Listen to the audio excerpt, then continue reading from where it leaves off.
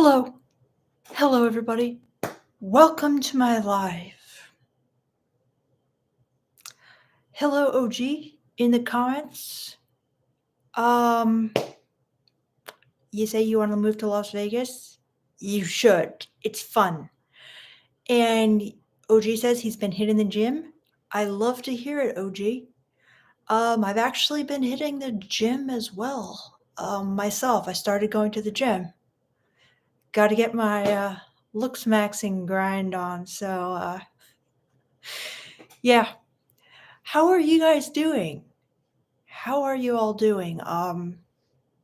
Saturday night. Why aren't you at the club? Just kidding. There could be a lot of reasons for that, but anyway, guys, how are you? How's it going? How's your Saturday night? Have you been hitting the gym like OG?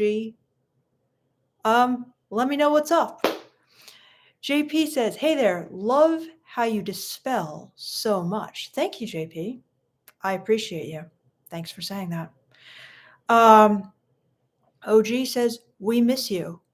Um, Thank you for that, OG. Has it been a while since my last live?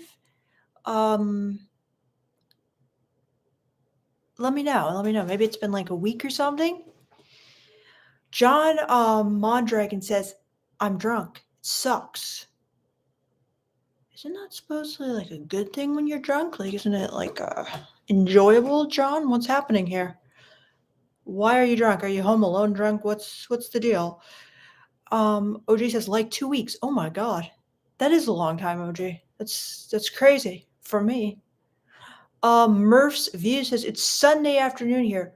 Where are you, Murph's Views? I didn't even think about that. I'm revealing my location basically. Where are you? JP says, what would you say to a person who gets a woman to respond initially, but has trouble with continuously getting them to reply, lose interest? Okay, JP. First of all, it's very, very, very normal. It's not just you, it's so many guys. Okay. The reason for that is that, first of all, a lot of the girls you like, other guys like. Okay. You like tens or nines and tens or whatever. So does every other guy. So these attractive women are swamped with men wanting to text them, wanting to ask them out. And so from their perspective, it's difficult to keep up with everything. If you kind of lose interest for any reason whatsoever, it's easy to just drop that one and respond to the other one. So it's difficult, it's competitive. It's not necessarily anything you're doing wrong. However, it could be. Okay. So, in order to know if there is something specific that you are doing wrong, I don't know if you can like type it in the chat. Like, give me an example of like what you say first, what she says to you, then what you say back, what she says to you, and what you say back. Because sometimes guys do make a lot of mistakes with just saying very boring things like, hey, hi, how's your weekend? That's okay, but it's less likely to get a response, or not asking questions, not always being the one to initiate the conversation, thinking that women should be initiating the conversation with you, which is completely contrary to any piece of female dating advice ever written, quite literally. Okay, so that could be a mistake guys are making, thinking, oh, but like I've reached out 70% of the time. Now I'm going to wait for the 30% of the time where she reaches and initiates with me first. Okay, it's not going to happen. So if you're not initiating 100% of the time, that could be a mistake. Could be. Okay, I'm just saying some possibilities here. You're not asking for a date specifically, or just like, hey, we should do something sometime. We should hang out sometime. What are you doing this weekend? You're not making a specific plan. That could be a problem. There's a lot of different problems, JP. So If you're brave enough, let us know what you're doing. And then we can say, you did everything right. You're just going for a girl who's swamped. Okay? Or, nope, you're making some basic amateur errors. So if you've got anything for us, let us know, JP.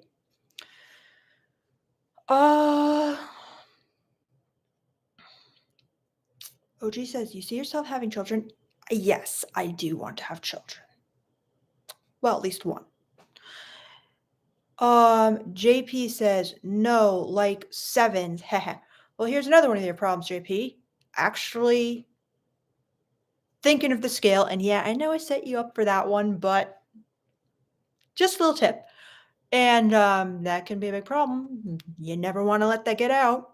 You can think it, never utter it. Never utter the word 1 through 10, please, or rather number. Never ever say the number. You can think it. I suggest you don't think it, but if you have to think it, you can. Never ever utter it, especially to a woman, because she's going to freak on you, and rightfully so. So then John Mondragon says, what is your opinion on a girl not removing her ex's name tattooed on her back? Oh, wow. It's ridiculous. But you got to accept her as she is. I mean, what are you going to do about it? She doesn't want to get a tattoo removal. So, okay. If I was a guy, I'd just be cool with it. Maybe don't try to marry her, but you guys can do whatever together. But yeah, if she got her ex's name tattooed and she really likes you, she'll probably want to get your name tattooed. So I would just kind of win her affections rather than, kind of insecurely shaming her for having this tattoo. But what's the real story here, John? OG says, so the girl who friend zoned me, I still want, but I'm doing no contact. It's been 3 years trying to move on, but been difficult. Okay, OG, I think we need the first truth bomb of the night here, all right? I've been noticing something about you guys, all right? And there's one thing that just really stands out, especially from a girl's perspective. Okay, guys, 3 years. I'm honing in on the term. 3 years.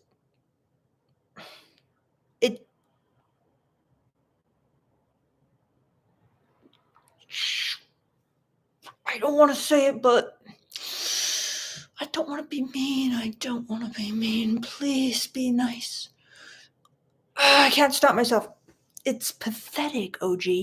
It's really, really bad. Never, ever, ever do I ever want you to say the word 1 year, 2 year, 3 year. That's way too long to be wasting on some girl who friend zoned you. I'm sorry. You are going to have to put yourself out there because 1 year is way too much to be wasting on someone that you can't move on from. It's absolute crap. Okay. 1 month, fine. I will give it to you. Any more than that, no. I don't care. I don't care. If you're still hung up on a person for that long, let's be real. I mean, you're afraid of rejection. You're afraid of putting yourself out there. Then you set yourself up in this toxic situation where you've got one option, okay?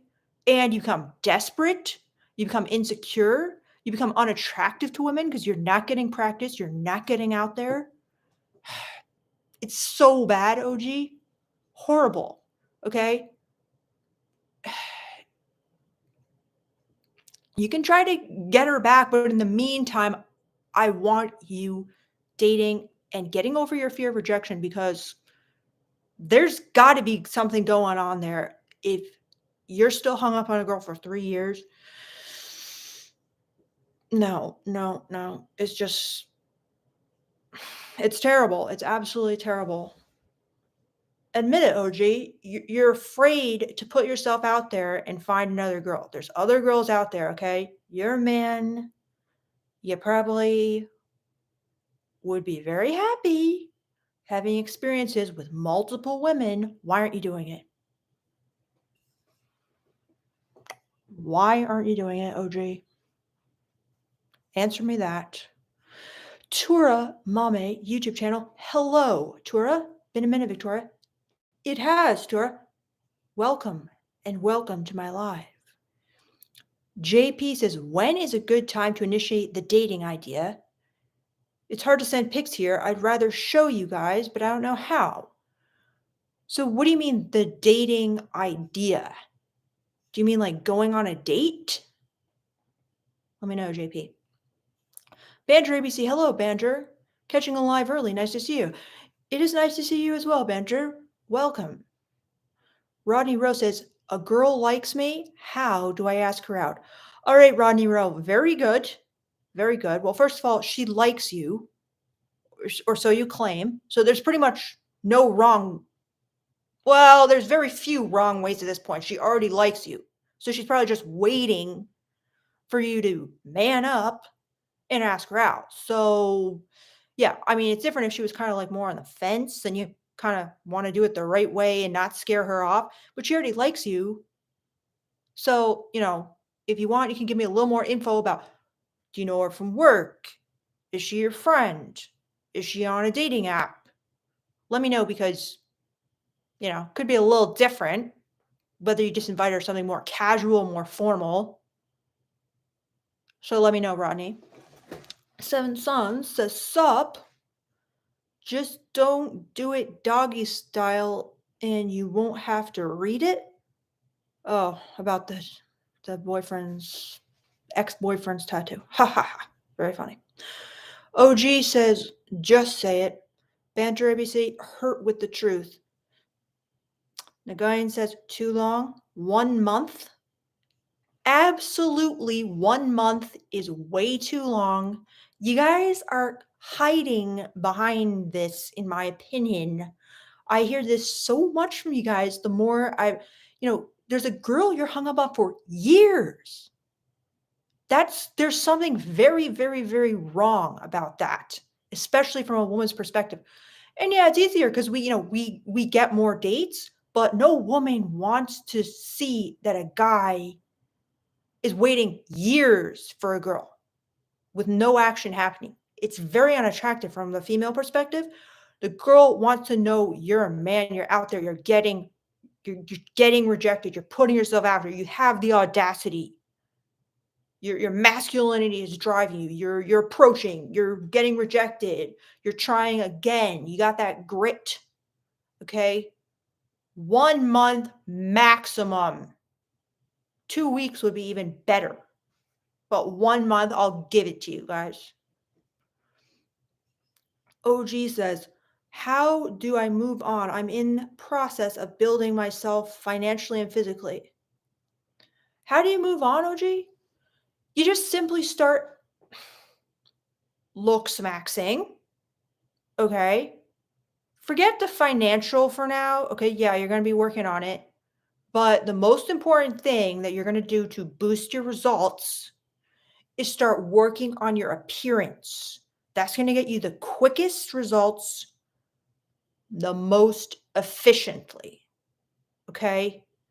So work on that. Everything will get easier. And while you're working on that, work on just getting over your fear of rejection, learning about women, understanding women, working on your behaviors. Just keep working on it. But in order to do that, you have to actually put yourself out there and start getting rejected and start getting, like I said, desensitizing yourself to start asking women out. Start just trying. Okay. And then you can fine tune from there. In the process, of course, work on your looks because the better those are, the easier everything will be. That doesn't mean the other things are unimportant. I'm just telling you what the most efficient, most effective, most bang for your buck way of doing it is. Okay.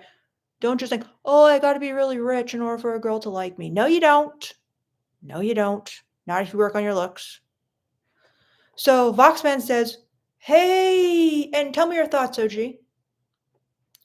Voxman says, "Hey, V. Hello, Voxman. What's up? How are you? What are you doing? Let me know." We're all being watched says, "Getting caught up on a rejection is just self-harm and passive aggression. Men love that shit. Big egos." Interesting take, we're all being watched. You gotta explain that to me a bit more because I agree it's self-harm, but why would you say passive aggression? Men love that shit. Big egos. Like,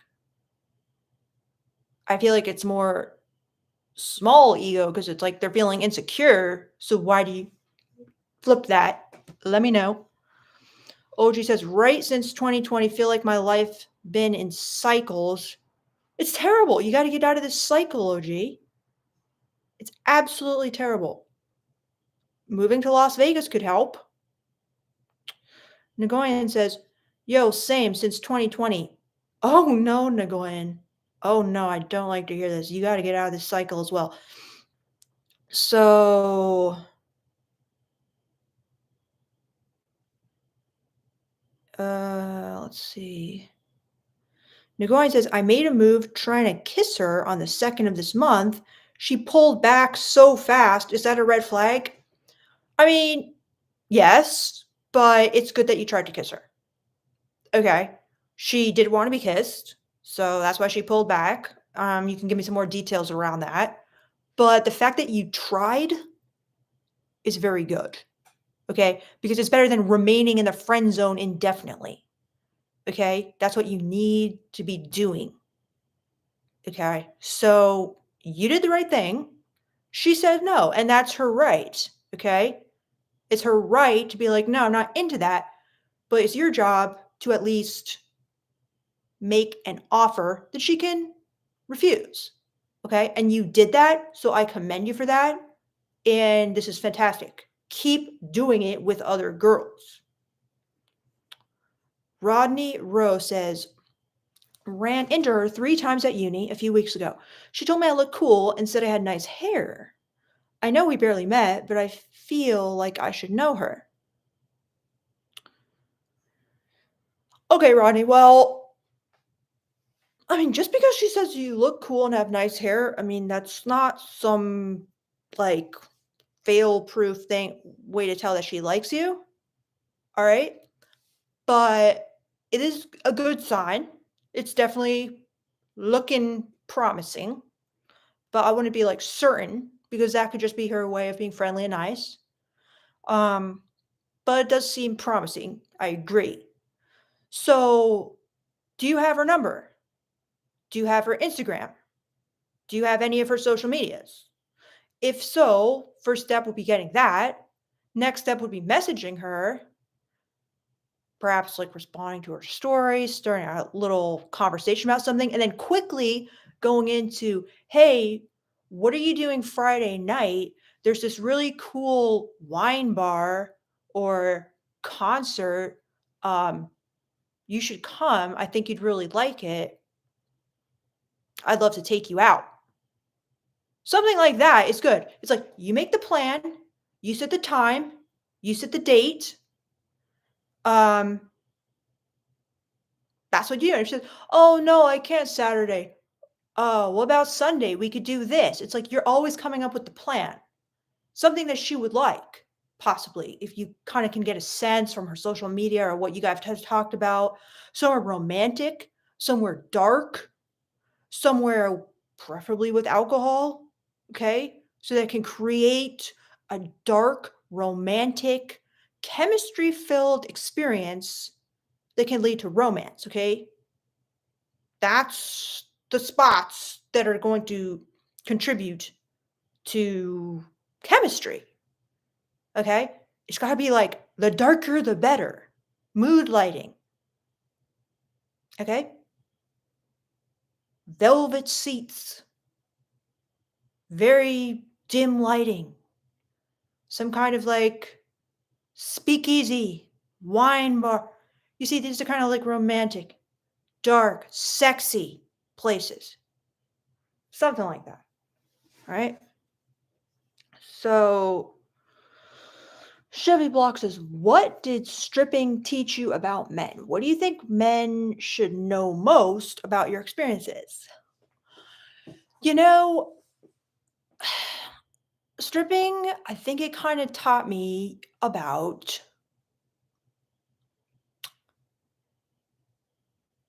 it kind of like stripped the curtain away from this fantasy I had about kind of like the hyper masculinity bias about men. Like as I've told you guys before, most women project some sort of strange projection onto men. It's what they want in men, okay? They it's what they see in men. They see kind of like these alpha chads, okay? And it's hard to explain, but it's like they don't understand anything about men. They don't know what you guys are actually like. They don't know any of your fears. They don't know any of your insecurities. They don't know that you guys need sex. They don't know that you're desperate for sex. They don't know that you want sex. They don't know that you need women. They don't know that you can't get women. It's like they just assume men are kind of like these men are trash. They're all chads and bad boys, and they all have the audacity, and they're scary, and they're kind of violent, and they're aggressive. You see, it's all these kinds of qualities they kind of like fear and love in men in a way. And that's what they're just projecting onto men. Even guys who are super insecure, get no women, have no options. When they're looking at you from afar, they're projecting this like template onto you. And I was too, okay? Then when I got to the strip club, boom, it all became clear. I'm like, these men are mesmerized by women. They're desperate for women. They need women. They need to give women money. They need to like lie down at like the altar of women. They need women for like affection, for love, for intimacy, for just sexual attention. They need to impress women. It's like the truth about men just kind of like came out. Just they and good stuff too. Like kind of like how sort of like all the good qualities about men came out as well. So it just opened my eyes because I'm like, no, women are in control because women have the sexuality and the beauty that men crave and need so bad. And we've got it all twisted. We're so afraid of men. And we think they're like in control, but they're not. And it's touching and it's sad and it's moving and it makes you kind of like love men in a way. Like, honestly, this YouTube channel, not you guys, because you guys are amazing, but a lot of the hate comments I got, it made me like really dislike men. And of course, I got some amazing comments from and people who join my lives. I'm not talking about you guys because you guys are like my super fans, but I got a lot of hate on this channel. But the strip club, it made me love men, okay? Because they were just a lot of their good qualities come out as well. Complimenting women, just I don't know, there's just something very cute and adorable and sexy about men. So I don't know if you guys needed to know that, but I just don't think I can even express to you guys and get across to you guys how most women actually see men, how wrong they are about men, how misguided they are about men, and how little they know about your agenda, what you need, what you want, what you value. It's very different from what women want in many ways. Obviously, in some ways, it's similar, but causes a lot of problems. Okay. The strip club kind of like reveals it. So, yeah,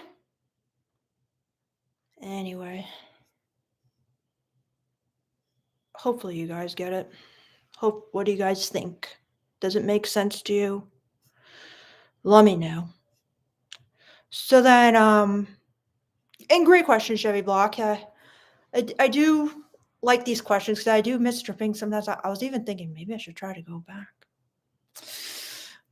In the area I am now, it's not like competitive really. We're like where I was before. I don't know. So we'll see. But we are all being watched says controlling behavior equals ego driven, passive aggression is non-compliance. Okay. Interesting. Bandra ABC says, as a kid, I was crushed on a girl for 10 years. Then I read one revelatory sentence and it just went away. All right, you better tell us what that sentence is, Bandra ABC, immediately. Then Glenn says, okay, details. She came to my room, which never happened for 11 months, but she saw so much change and progress in me, and that was Independence Day in Vietnam. I feel like her coming to my room was the result of me going through the runway correctly. Very good. No way. Very, very good. But yeah, the final step in the runway, she got overwhelmed and pulled away. That's good. Okay, no, go ahead. That's actually normal. Okay, because if you did go through the runway and she was liking it all the way up to the final step where you kissed her, that's actually very normal, and that's not actually a bad sign. Okay, it's in context, it's different because that's normal. It's like maybe she likes what you did, but she didn't feel ready, or she wanted to make sure kind of like the safety in a relationship was there before going through with some casual thing. That's very normal female behavior. And that doesn't mean she doesn't like you. What I would do if she actually liked everything up to that is invite her out again because that creates trust and security in her because it's like you saying to her, I'm willing to fight for you. I'm not giving up on you. I'm not scared or intimidated that you kind of like pulled away because I'm not in it just for a quick fuck or whatever. I'm here to get to know you. I'm here to woo you. I'm here to be there for you. See, that's what it says when it's like, I still want to see you, even though you pulled away. And then the woman feels more comfortable, like, so he does care about me for more than just sex. That makes her feel secure and safe. And hopefully you do, and you're not just acting. But I feel like you probably do. So that is not a bad sign. That is good. Great job. You got through the runway correctly. Wonderful. Wonderful. Tell us more, Nguyen. What did you do to progress through the runway correctly? Because that's wonderful. So then Tura says, to be a true looks maxer, one must grow all of their hair. What do you think, Victoria? And one name I always want to run by you is Laura Conover or Clint Ober. Have you heard of that? So first things first, Tura, one must grow all of their hair. Do you mean like not be bald or be able to have facial hair? Because I agree, Tura Maxer, although my boyfriend is bald and I think he looks really fucking good. Having hair can make a big difference, especially in the eyes of young women who are kind of like scared by like balding over men, older men sometimes. So I recommend getting a wig or a hairpiece. Look up the transformations, they're incredible. You know, it's like my friend Philosophy Junkies and me have been talking a lot about this, and I credit him with really opening my eyes to this and really like helping me to see my blind spot here. But like we've been talking about and what he's been telling me, and I agree with him, is beauty, it's like, it's just a very primal trigger. Okay. When you see someone with full, lush, beautiful hair, it just works on you on a subconscious level. Okay. And it works on women as well as men. Okay. So, like, what I've been thinking about recently is like, it has nothing to do with your personality. It has nothing to do with who you are as a person. But just think of it as something like totally separate. it's like, try to just do what it takes, do what you have to do.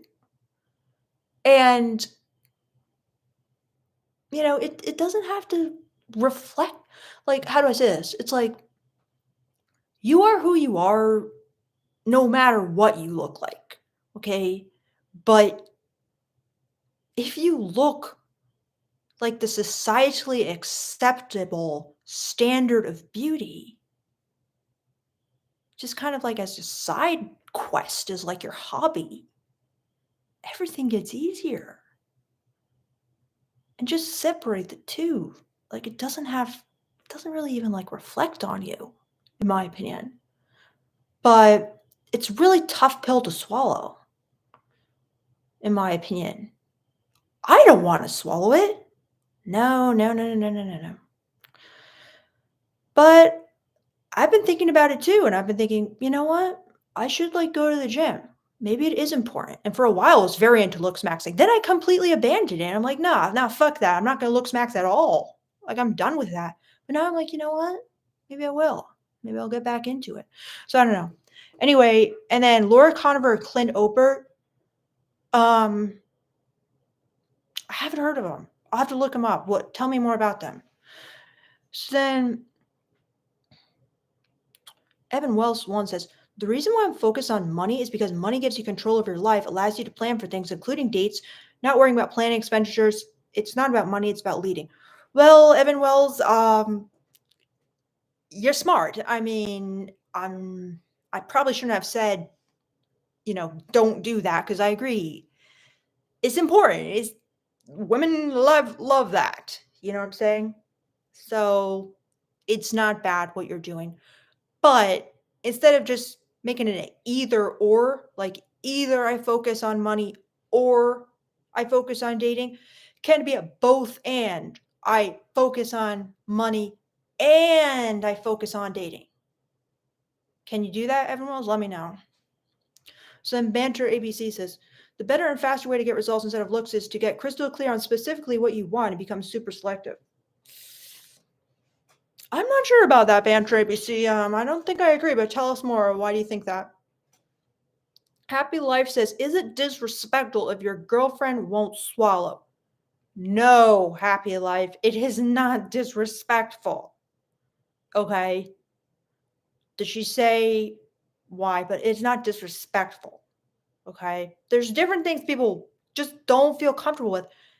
Maybe she had a bad experience in the past with some guy who just like forced her to or something. Okay.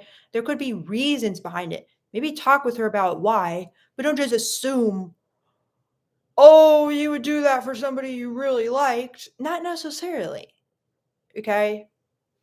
Not everybody is into every sexual act, and you have to be respectful of that.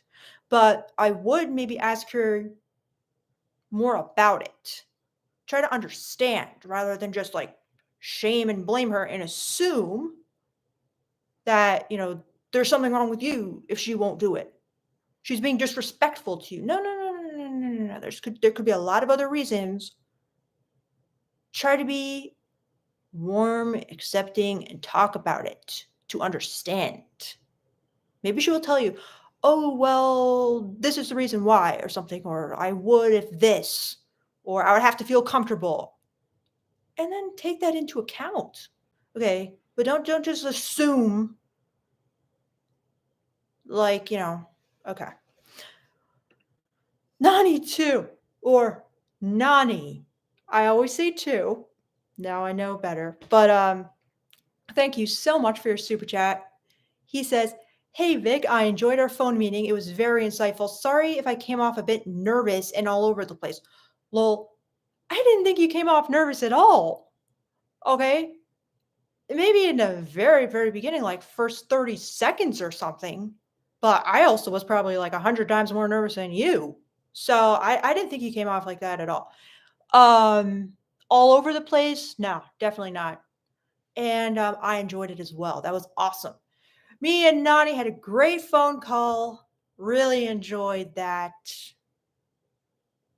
Hope to do it again soon. And thank you so much for all your super chats, support, and it was great to finally meet you in person. Well, over the phone.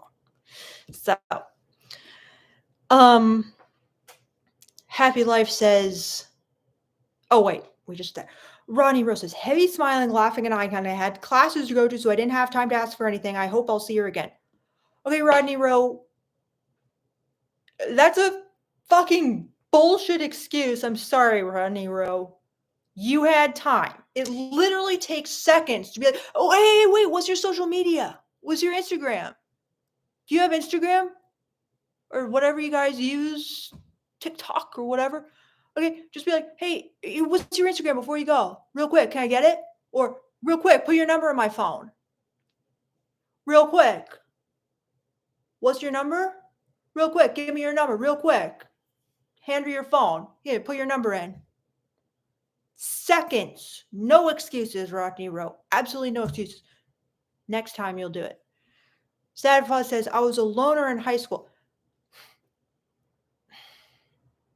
Basically, every time you have an interaction with a girl you like, you should be doing that. Every single time. Always be closing. Yes, my boyfriend recently showed me that speech to try to get me to understand the male gaze more. Very, very eye-opening. Always be closing. Always get that number, okay? Now, Sad Fuss says, I was a loner in high school. Now I'm in college, but I'm afraid of rejection. I don't know how to approach women, and that bothers me a lot. Yeah, Sad Fuzz. I get it. I was a loner in high school too. I can't relate to any of these teen movies or whatever because they never show the loner. Okay? I had massive social anxiety. I was the loner. Is it ever portrayed in like any TV show? No. Well, maybe. I haven't seen one. Okay? So now I'm in college and you're afraid of rejection. Okay. Yeah, because you didn't have good experiences in high school. You didn't do good socially in high school. Okay, so you don't have anything kind of like, you don't have like this positive prediction of like, oh, something good will happen if rejected. No. So it makes sense. And it's a problem. However, it is not something you cannot get over. You can work on improving your social skills. You can work on rejection therapy, desensitizing yourself to rejection. That's what I did. Look up rejection therapy. Jiang, Jiang,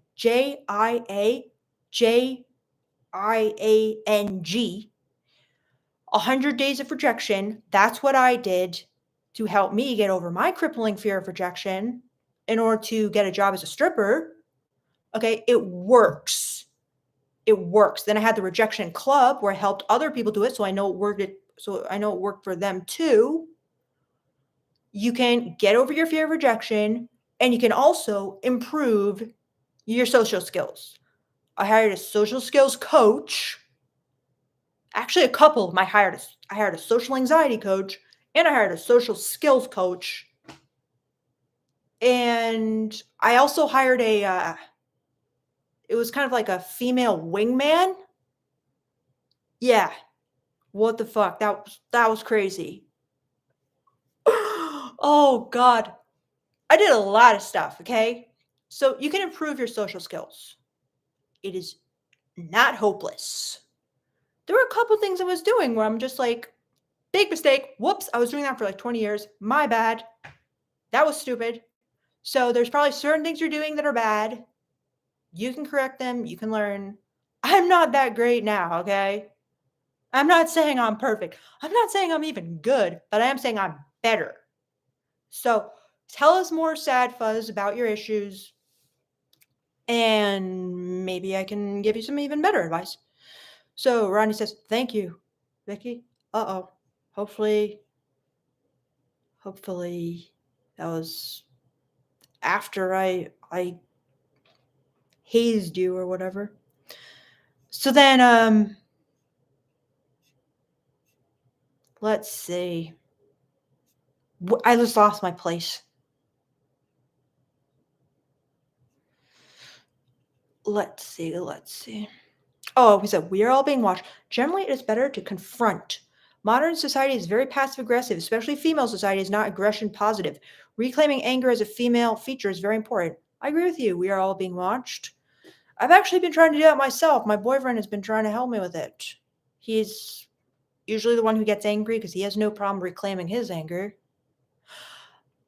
And I kind of like try to never get angry.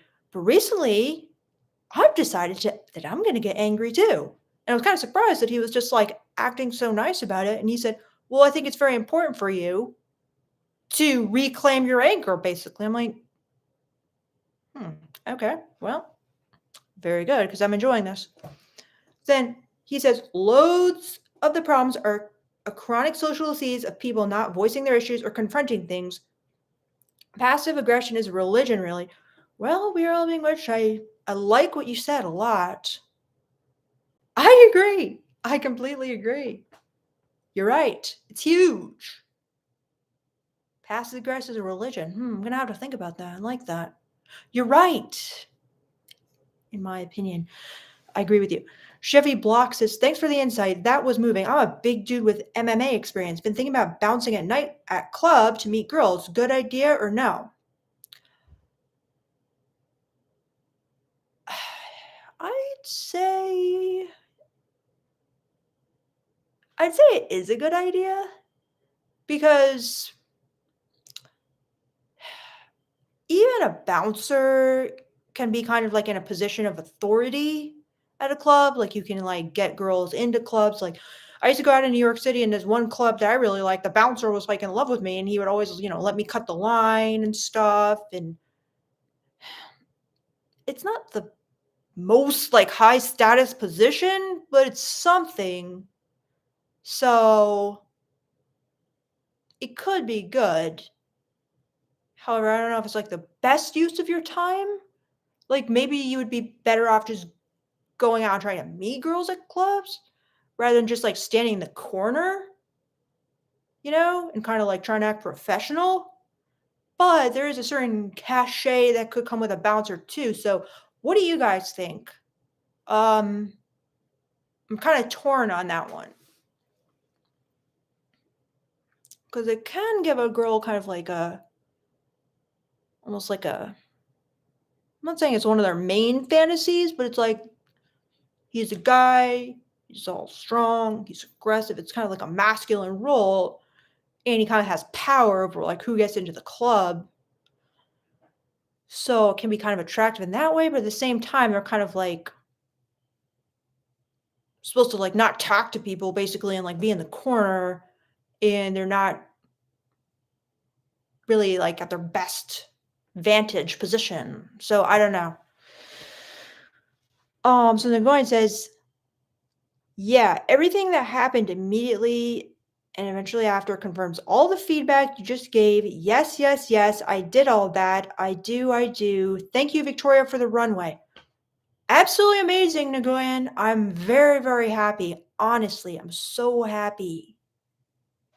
So happy that the runway helped you. Because I know it seems basic, but some guys, we're just not understanding that most basic concept. So I love that just that concept allowed you to understand this situation better. Wonderful. Wonderful, wonderful, wonderful. So then Jellyfish says, I feel like there's two kinds of feminists. Those who understand what you know about men and those who don't. The feminists who understand it are really annoying. This is less true with those who don't. Well, I agree with you, Jellyfish. I agree. Sometimes, like, I kind of really enjoy a lot of feminist content. But there are some times where I do see, like, their massive blind spots when it comes to their lack of understanding about men and the male gaze. And I do feel, wow, it's amazing, in my opinion. They're so ignorant about that. And it really, like, skews their conclusions. Just like I made this one video and it was like the 5 blind spots women will never tell you, basically.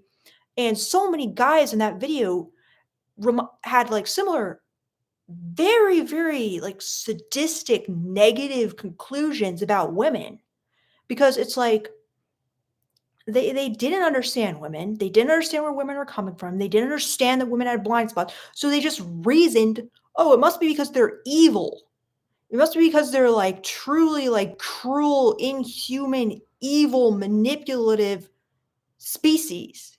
And I feel that's kind of like what a lot of women do about men because they just don't understand like male blind spots or the male gaze or male culture. And they just reason men are trash, men are evil. I'm like, yeah, but first try to understand them a bit more. So I agree. It's annoying and it's less true, in my opinion, as well. So I do understand that. But the thing I don't kind of agree with is that very, very few feminists, in my opinion, understand men very well at all, in my opinion. And I don't mean to like act like I'm the only one who understands, but it's like, I don't, and I don't even think I understand well or even perfectly. I have some understanding, but I don't even see a lot of people with my level of understanding, which is bizarre and bad. And I want to understand more. I want to have a male gaze coach. If any of you guys want to be my male gaze coach, send me an email. You can explain more about male culture to me, the male mind. Let me know. Be what it is 707. Thank you so much for the super chat. Great to see you, and I really appreciate your super chat. He says, tell the truth about bouncers, especially strip clubs. You'll see behind the curtains as well. Chevys appreciate and value while your girl will get you to sell it. Okay, you're going to have to explain this one to me a little more, be what it is. Tell the truth about bouncers, especially strip clubs. Well, there were about 3 to 4 to 5 bouncers at my strip club. Um, I liked them all. Um,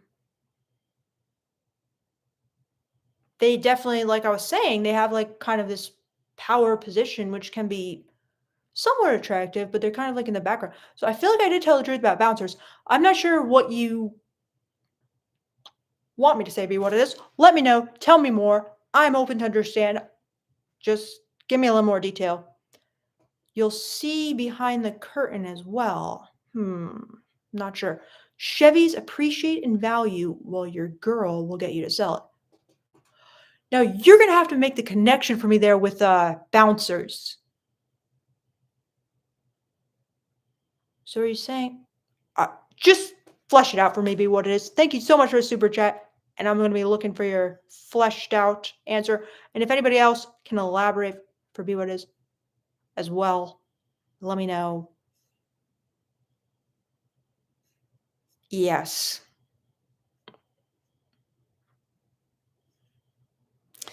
So let's see.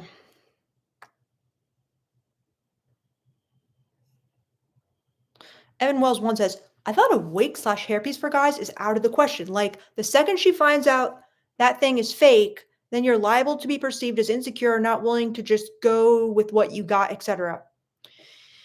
You know, Evan Wells, I definitely can understand that. I just don't think it's true because people are very like interested in other people's perceptions of who they're with. You know what I mean? So if you're with a girl and you look good with your hairpiece, you look better with your hairpiece than bald. In my opinion, I think she's going to be happy and glad because you make her look good. You impress her friends. When she sees you, she feels like genuine attraction. And that's not to say she couldn't with your bald, because I see my boyfriend all the time. I feel genuine attraction. He's bald. I think he looks really good bald. So, like I'm saying, you guys don't have to do this, but it can make a big difference. And I don't agree, Evan Wells, that the second she finds out that thing's fake, then you're liable to be perceived as insecure. Like, there's a way you can just say, like, it's like, you can own it. You can accept it. Be like, yeah, I realized that, I looked a lot better with it. And it's just something I wanted to do for myself. Like, I don't think that it's the end or that even you'd get the reaction that you're thinking, like, oh, he's not a real man. He sucks. He's beta. He's a loser. No, I don't know about that. I don't think so.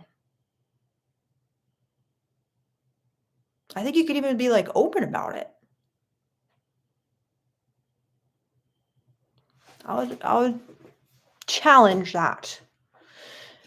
Nagoyan says, I think the catch is only if she knows it's a wig, it's okay. I don't think she has to know it's a wig. Banter ABC says, I've had to look this sentence up. It was from the Ross Jeffrey short book, 10 Mistakes Guys Do with Women. All right, what sentence was that, Banter ABC? Let me see. Oh, okay. This thing about getting specific about what you want. Well, why did he say that? Because I don't necessarily agree. But do you agree with it? Brian Green is, looks don't matter, and I'm living proof. It is all confidence, just my experience. Okay, Brian Green, you're bringing up a very important point. Okay. Just because for you, looks don't matter, and for you, your confidence is all you need, does not mean that looks don't matter and confidence is all anyone needs.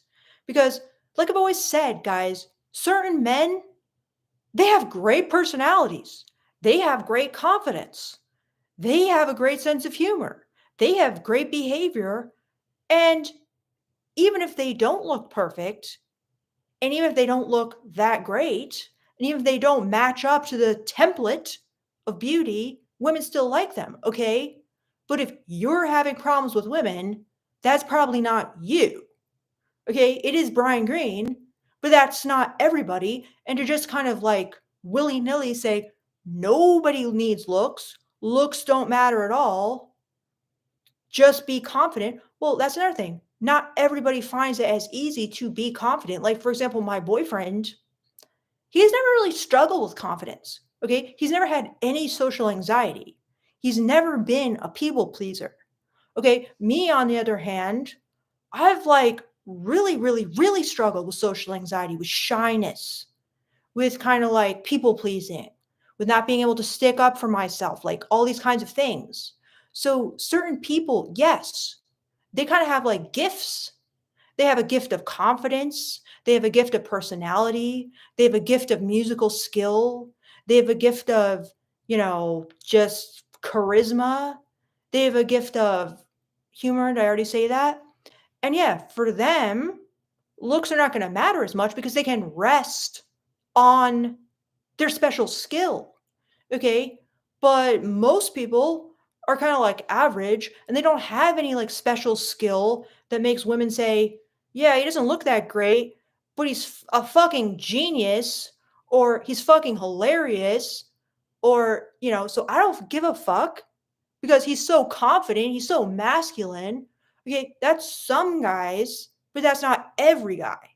Okay. So if that's you, don't just assume that, you know, every single guy has your special gifts. You know what I'm saying? So it can be kind of like bad advice, in my opinion, to just deny that looks matter. I mean, let's be real, guys. Do looks just not matter at all in our society? Like, can that even be true? Of course not. They matter. But I think what you're really saying, Brian, is, if you have confidence, you don't need looks. And I guess that's true because if you had like exceptional confidence, you wouldn't need looks. If you had an exceptional personality, you wouldn't need looks. However, how easy is it to develop exceptional confidence? especially if you're not getting like good feedback from people. You can just do what women try to do and be delulu, as they say on TikTok. Keep being delulu, girls. Keep being delusional, delusionally confident. Yeah, well, the truth is, when you start getting actual good feedback from people, like when I was a stripper and I was getting complimented like 1,000 times a night, it's easy to be confident because you literally know 90% of guys like me or whatever, and I get 10% rejected or whatever. It's easy to be confident when you actually are getting real world feedback. You know you have options. You know what I'm saying? So, you're bringing up an important point. Let me know your guys' thoughts on what I'm saying, and what do you think as well? Now, Jellyfish Kaiju, super chat me. Thank you so much, Jellyfish. And he said, thanks for responding to my comment. Good point about men who don't understand women being annoying slash toxic as well. Yes, indeed. So do you agree, Jellyfish Kaiju, that there's so many men who do the same thing? It's like they really have the most sinister interpretation of female behavior possible. It's like, and it's easy to jump to that conclusion when you don't really understand all the circumstances, the pressures, the assumptions, the expectations. It's easy to go there because you're like, well, they're acting like crazy or they're acting horrible from my perspective. What could be the reason? Maybe they just suck.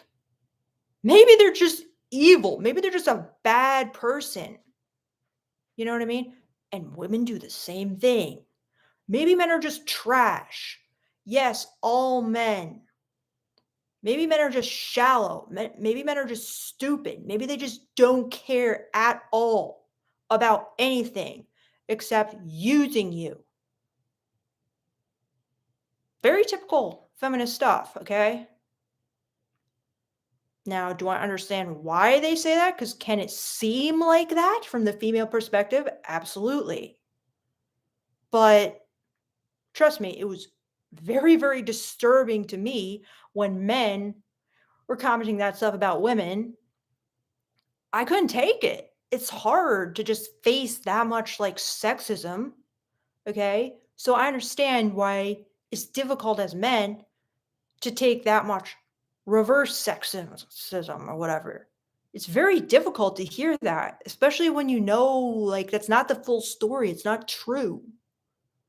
So yeah, I completely agree with you on that. So and thanks again, Jellyfish. So then Chevy Block says, incorrect, Brian. It's how your looks mirror your soul. How you envision yourself. If your base look matches you, then great. If not, get to work. That's why I bodybuild. Interesting perspective. Nani says, lol, thank you, Vic. Rodney says, I am shy. I am shy too, Rodney. Nagoyan says, real quick. Then John Paradise. Victoria, hello. Hello, John Paradise. Hello, hello. How are you? How are you doing tonight? Brian Green says, Chevy Block, I always had an easy time with girls, yet I am definitely not a pretty boy. All I meant. Like I said, Brian Green, you're very lucky. John Paradise says, what does always be closing mean? That you're always going for the number? Well, John Paradise, it just means that every time you have an interaction with a girl, do not leave that interaction without getting their number. Very often guys do that. They're like, oh, she wasn't giving me enough green lights. Oh, she wasn't giving me enough like signals that she was into me in order for me to ask for my number. Well, that's a total amateur mistake. No matter how the conversation goes, put yourself on the line, ask for the number, ask for the social media, and guess what? what's that sports thing? Like, you lose like every shot you don't take or whatever. Whatever. My point is, if you don't ask, you'll never know. Make it a habit to always close your conversation by getting a number. And if she rejects you, so the fuck what? You get desensitized to rejection. One more practice of getting desensitized to rejection. So, yeah, a lot of guys make this mistake. I saw in my rejection club all the time. They would talk and they would come back and I'm like, "Did you ask for a number?" And they're like, "No, no, like we just like talked for a really long time and then, I didn't think she looked kind of like bored or I kind of got scared at the end, so I didn't do it." I'm like, "What did I tell you, young man?" Like I got so mad. I'm like, "You got to do it." So, that's what it means. So, I didn't actually do that in the club, just FYI. So then Nagoyan says, it's like being afraid of spiders. You got to get exposure therapy. You do. Dandy says, dogs and cats are my wingman. They're good wingmen. Gabby N64 says, I'm looking at rejection therapy right now. Very good. I completed multiple courses of rejection therapy, so I can tell you it works. Dan D says, after you get rejected 1,000 times, you will get desensitized anyway. Well, you'll certainly learn something, that's for sure. You probably get desensitized. OG says, I really wanted to have a friend with benefits, but I wasn't sure how to go about it. Well, that's what a lot of guys want, a friend with benefits. Serpentine Eyelash says, Reed, the summer I became pretty, I asked how a man can actually in practice play to that fantasy.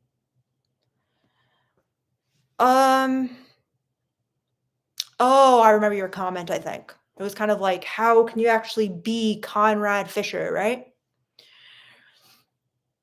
I mean, that's a great question. I mean, I think like the simple answer, because like you brought up a lot of good points, and I don't have them like in front of me or anything, but it's like you want to understand the female gaze, right?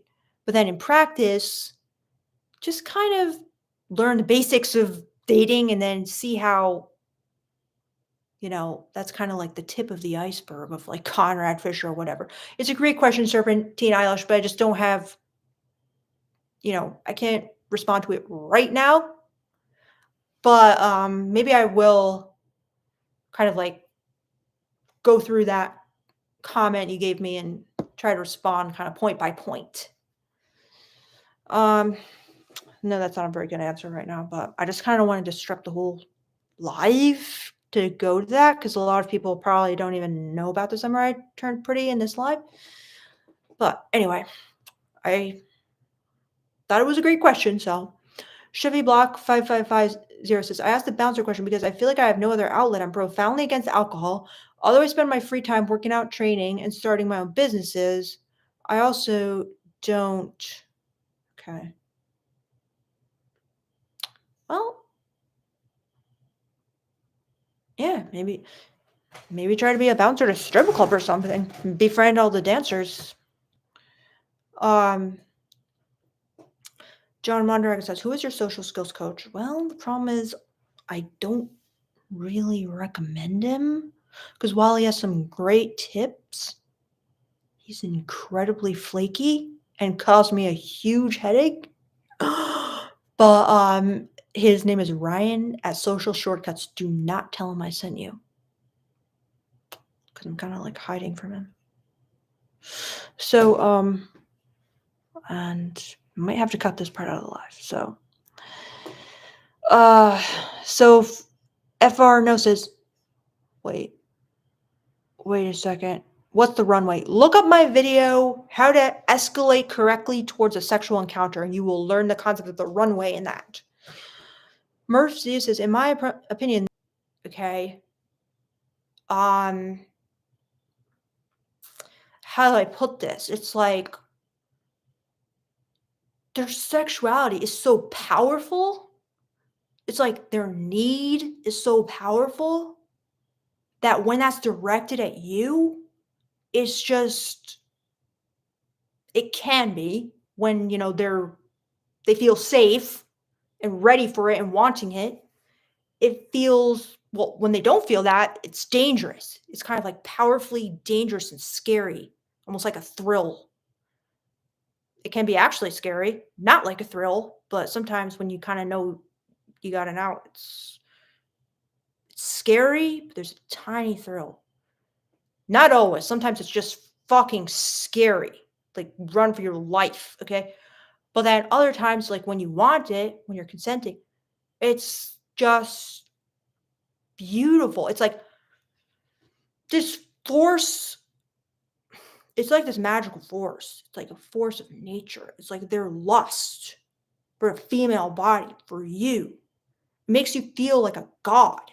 It makes you feel like a sorceress because it's like your powers have such a crazy effect on them. And they see you as so beautiful that you feel beautiful. You feel powerful. You feel magical. So it's like they love that. They need that. They worship that because, yeah, I mean, there's so much more, but hopefully that gives you some clue, Pedro. Let me know if you want to hear any more. But that's a big part of it. And it's just, the most attractive thing is like when you see, when like somebody like leaves it all on the dance floor and they just put their heart and soul and they really go all out. Well, it's like when a man goes all out with all his power, it's just, I mean, there's nothing more powerful on the planet, other male animals. And of course, female power is different in its own way. It's also extremely powerful, and you could make the argument there's nothing more powerful than that on the planet. But for a woman, it's kind of like there's nothing more powerful on the planet because it's like they're literally more powerful, and they've got their own unique grace, and their own. It's beautiful. That's all I can say. A lot of people like men. Gay guys like men. Women like men. Probably like trans people like men. I don't know. So anyway, yeah. What do you guys think? Nani2, thank you so much for your super chat. I really appreciate your generous support. And he says, and sorry I made you wait so long for that, but I was kind of on a roll and I didn't want to stop that. But he says, sprinkle, sprinkle. Well, from learning and listening to Shira, for one, she's very funny. I'm not mad that she's giving out advice. She's giving advice out to women. I agree. She's hilarious. She's very quick. She always has the perfect one-liner. You gotta love it. Really. Two, working with their advice rather than fighting it, I could see where men could be mad. Exactly. Exactly.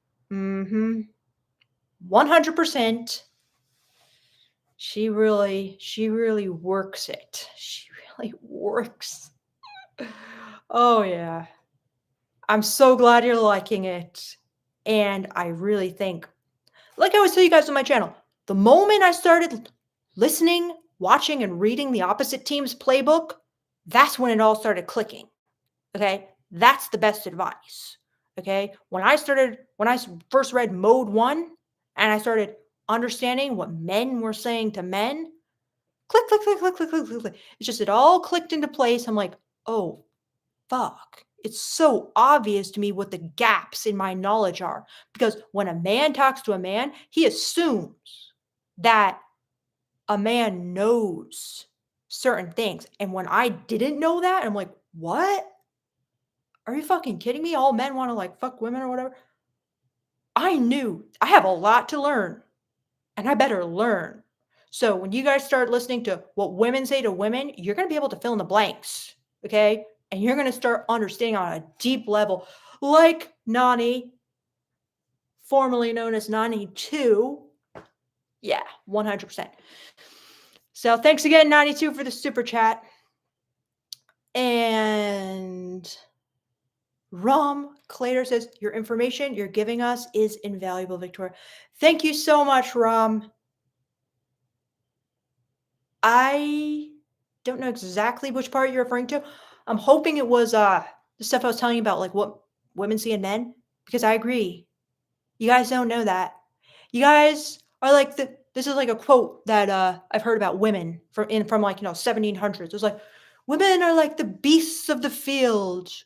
You know, if they only knew their own power, they could overthrow us. Like the beasts of burdens, they're like an ox plowing the fields. Like they're so powerful, right? But they're just kind of like domesticated and docile. Little do they know they could just like use their giant horns to like gore their slave masters or whatever.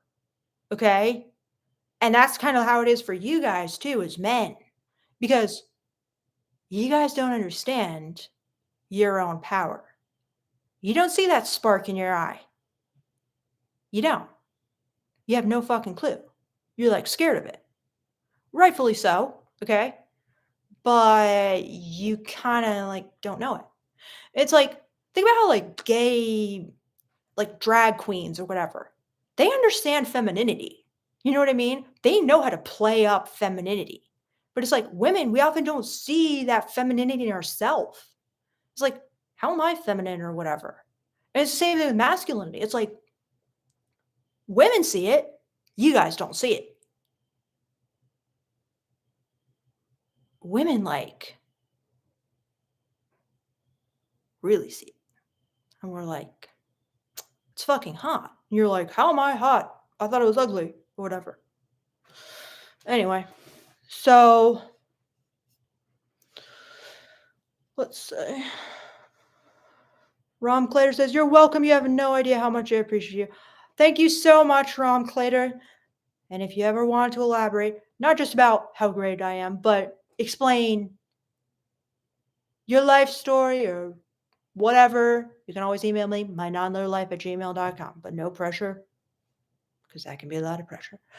Then Castle Soul says, that's insightful. Wow. I think one time I was radiating that powerful aggression towards life when I was sitting out on a bench, frustrated about life, and I felt girls oddly got attracted to me. I wasn't too concerned, although since I wasn't in the depths of stressing about battling situations in my life. Right. Yeah.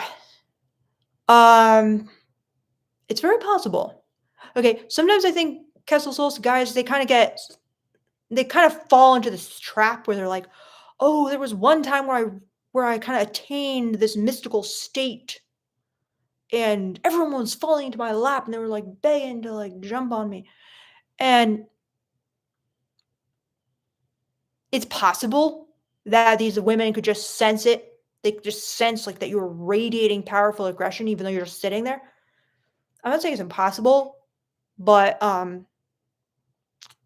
yeah, I mean, it depends how you were acting. But yeah, it's quite possible. The great one says girls get turned on by the ability to stay calm in situations as well. 100% the great one. That's a great clarification. That's true. That's very true.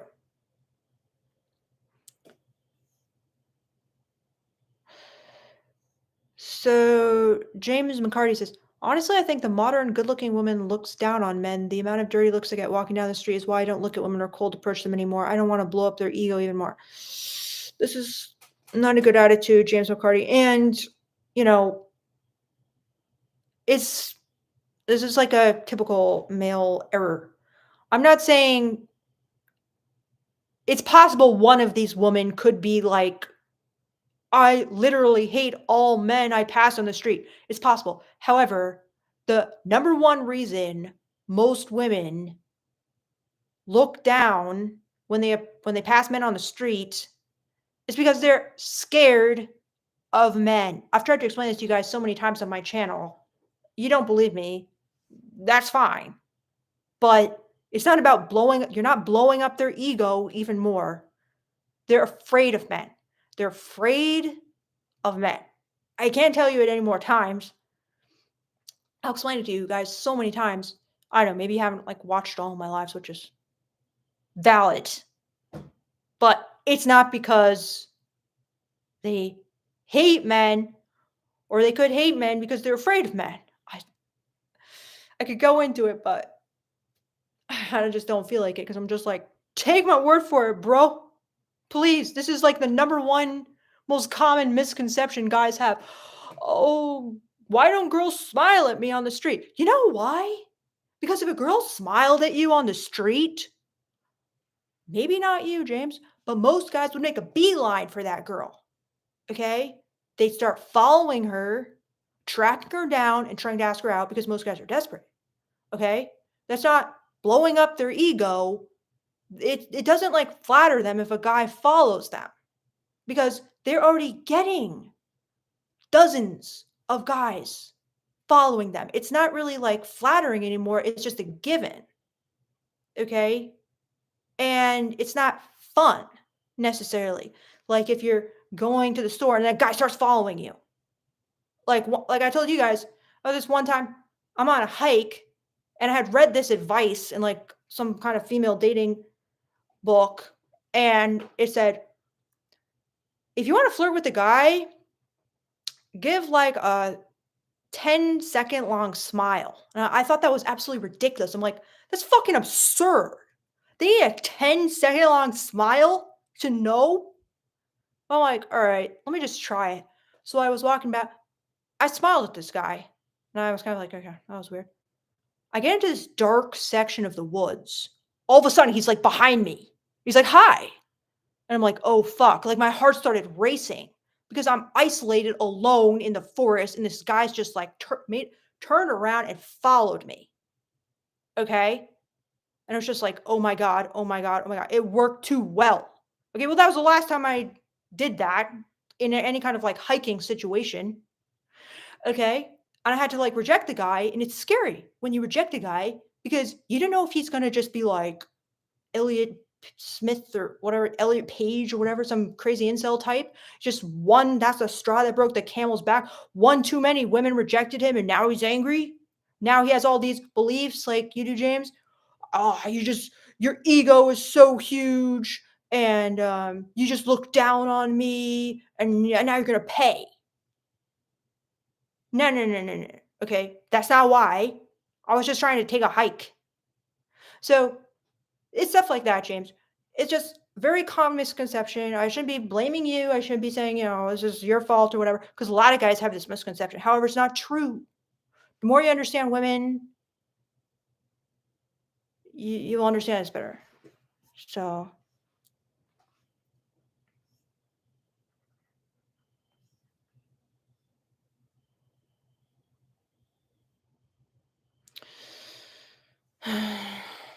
we're all being watched as being a woman must be scary as. Yes, we're all being watched. It is. It's scary as. Okay? Like I told you guys on my last live, there's this thing going around, which you guys have probably heard of because it's now very viral, where it's like women were asking their boyfriends, how often do you think about the Roman Empire, right? And the guys were like, oh, not more than like a dozen times a day or whatever. And it was like, what? Okay, well, then women were asking each other, what's your version of the Roman Empire? And women were saying, well, probably being kidnapped, probably being killed, probably being murdered by a man. And that's true. So, yeah, women are scared of men, like I said, and they carry that fear around with them all the time. Whenever they meet a man, it's like subconsciously in there affecting them. So, yes, it is scary. Very scary. So, let's see.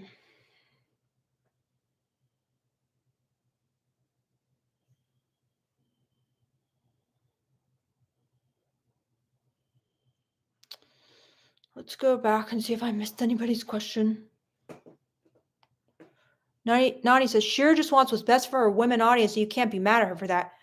I agree, Nani. That's what's interesting about her. Is she's so like immoral, but you kind of feel like almost like she had some villain origin story and like she's coming from a good place. Because exactly what you said, she does want what's best for women, and her means to her ends are kind of questionable. But that's kind of how I feel about her, too. She's just like, I'm sick of women getting played and used by men. Let's take what men want and play them at their own game. It's easy. So it's interesting. It's definitely thought provoking. I mean, I don't agree with everything she says, of course, but it's entertaining and it's thought provoking because I agree.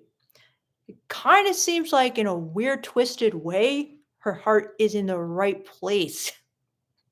Like, it sounds like I kind of feel like she just got really, like, burned or hurt by someone. It's like, who hurt you, you know? Anyway. So Scrimbim says, I got turned down by a woman recently. She put her hand on her chest, tilted her head, and said, I made her day. Is that the motherly behavior you've spoken about when women don't see a guy sexually? Yes, Scrimbim. It probably is. Okay. It in this situation, I'm not saying she doesn't see you sexually. It's a good chance she wasn't interested. It could be she's just being nice because, like, maybe she said, I have a boyfriend or something. But yeah, that's kind of what I'm talking about. Okay. But that doesn't necessarily mean, she was just completely unattractive because it could be like she had a boyfriend or she's dating someone and she's just like trying to be a nice person. But that's pretty much what I'm talking about, Scrimbin.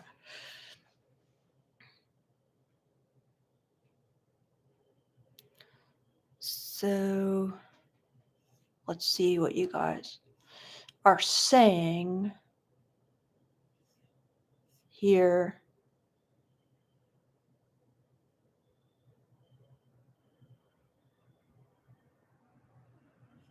Thank you, Capsule Soul. Hello, Victoria. I'm here to hear all the incredible insight. Thank you so much. Then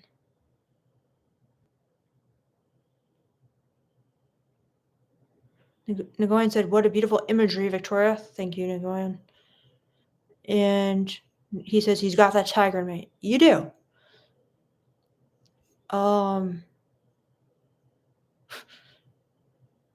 So yeah. Chevy Block says, I haven't been late in a year. I've been rejected so many times that each new one digs the knife deeper and deeper. Rejection used to never affect me. Well, Chevy Block, that's a long time. So it makes sense that, at this point, it means something. And you probably got some negative beliefs affecting you. It's like, it will never happen, or I'm hopeless, or I've gotten worse, or I've changed for the worse, and I'm never gonna have sex, or no girl wants. And it's like these thoughts are kind of being like proved now. It's like they got in your head and now they're just digging in deeper and deeper and deeper. So yeah, it's bad. I don't think it's healthy, to be honest, that you haven't been laid in a year. I would absolutely no shame. Go to a legal sex worker, perhaps like in Las Vegas area. Have a great experience. This is not healthy. This is not normal. This is not good. And you can easily pay for this and probably take the edge off. The rusty knife digging deeper and deeper into your chest. In the meantime, though, you got to figure out what's happening. Is your looks? Is it some red pill dating advice? Is it you're not getting any matches? Like, let me know more. What do you think it could be, Chevy Block? What's your thought about it?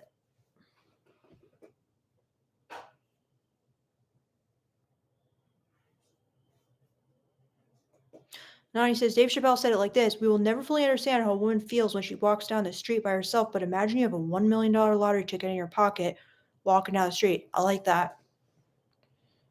Yeah. Yeah. I like that. It's kind of true. Yep. Exactly. It's same feeling of kind of like anxiety and like nerves for sure. So then Rom says, "I'm curious about a situation. A girl who initially turned me down now seems interested. Any insights into why her feelings may have changed?" All right, Rom, tell me more about the situation. I need more than this because she turned you down. Okay, is she now single? Was she dating someone and now she's not? Did you guys spend more time together? And did you kind of like display some kind of heroic behavior in front of her? Did you suddenly lose weight and suddenly your jawline is popping? Okay, did you suddenly win some kind of contest or tournament? Um, did you start dating someone? She got jealous. Like, there's so many different reasons why her feelings could have changed. Did you kind of like make some life change where you kind of like manned up in your life? Um, did she like see you playing the guitar and she's like, damn, that's sexy? Let me know, any thoughts? What could it be? Give me a clue here. Um, w- what your, you know, the possibilities are. And I can narrow it down for you. So,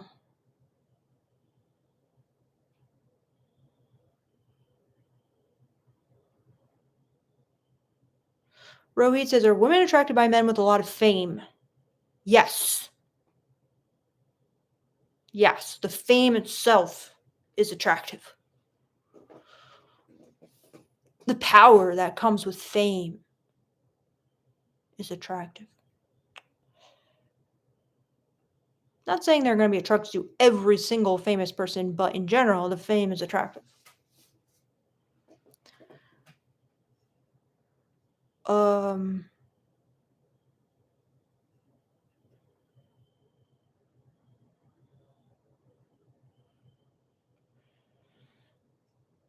let's see.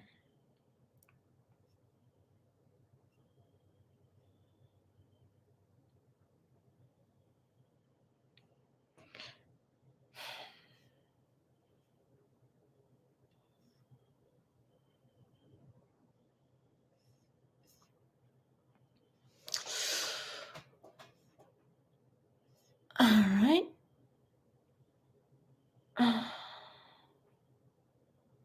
Dr. Rocket, I don't know if you're still here, but he said, stop saying that you don't have personality. Untrue. You've got enough for 4 to 5 women. You are very well studied up and know your perspective and explain them well.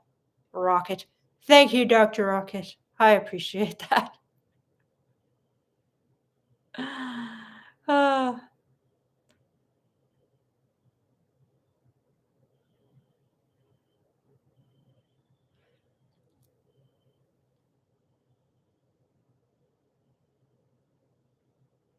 James says, people that look too good can develop a shitty personality by never being reprimanded for their crappy behavior. I agree with you, James.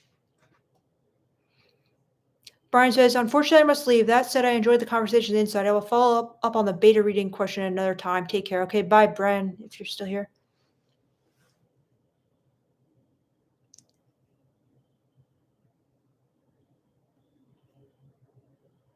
Deb says, I'm not shy at all. I have no problem being quiet and not engaging socially. Totally comfortable with silence. Being quiet like that can make people think you're shy, which sucks. I agree. There's a lot of shy shaming in society.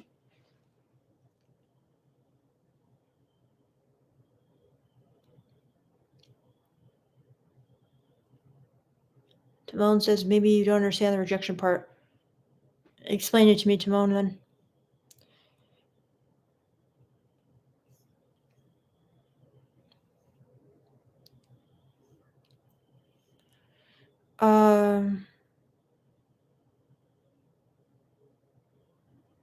Okay, I think I answered all the questions. Um, Dr. Rocket says your ideas about the possibility of change of heart for a woman are pretty inclusive of most reasonable options. Yes, okay. I'm glad you agree, Dr. Rocket. Yes. Those are some reasonable options for sure. All right, guys.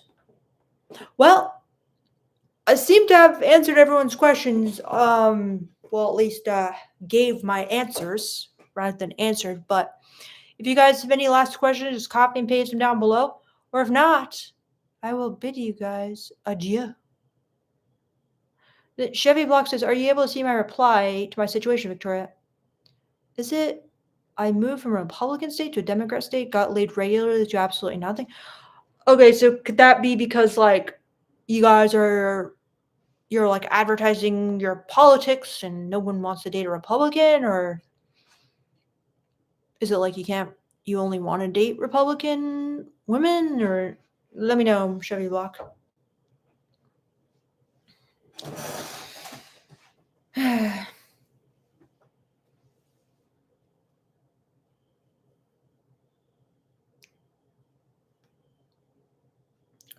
Chevy Block says no cultural attitude to men like me.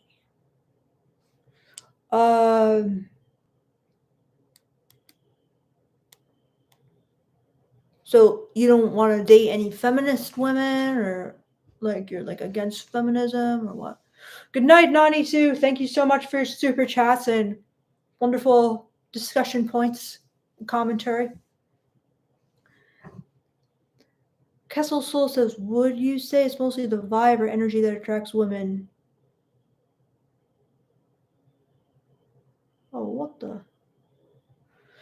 We got a super chat here. Thank you so much, Pedro. I appreciate the super chat.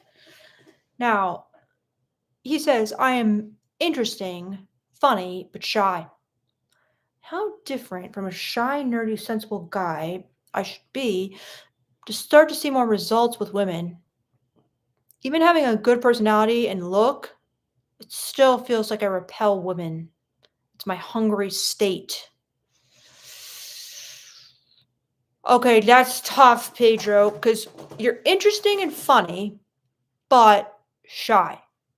Okay, so you got interesting going for you, you got funny going for you, but you have shy detracting. So, how different from a shy, nerdy, sensible guy should you be? Okay, well, in general, shy, nerdy, and sensible is not the best recipe for getting women. Sure, if you look like Clark Kent or whatever, who cares? But these are not necessarily like the template, as I like to say. This is not like the template that women are necessarily hoping for. So, smart, wonderful. Interesting, wonderful. Funny, wonderful. However, this shyness, it can put a damper on things. Nerdy, it can be good, but it can also put a damper on things. Sensible, say more, Pedro, about what nerdy means to you and what sensible means to you.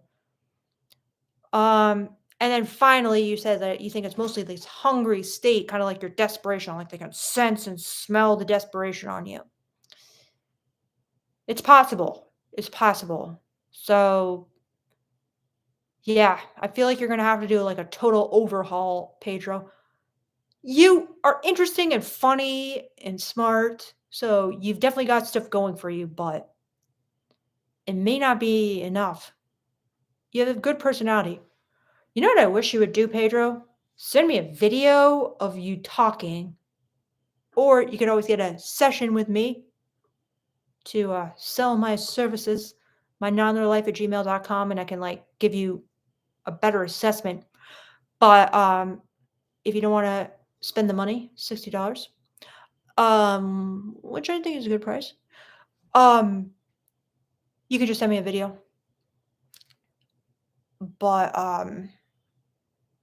yeah. It's not great. You may have to make some changes. Unless you look smack so much that it doesn't even matter. Which is the simplest and easiest way, Pedro. So you say like you have a good look.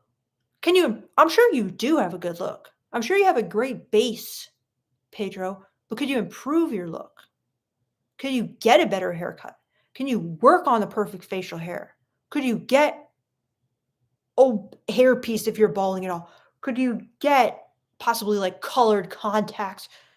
Only you have to work with like your actual face, but could you totally upgrade your style? Could you start going to the gym? I mean, if you did all that, you might not have to change your personality at all. You could just be a hot, shy, nerdy, sensible guy. Boom!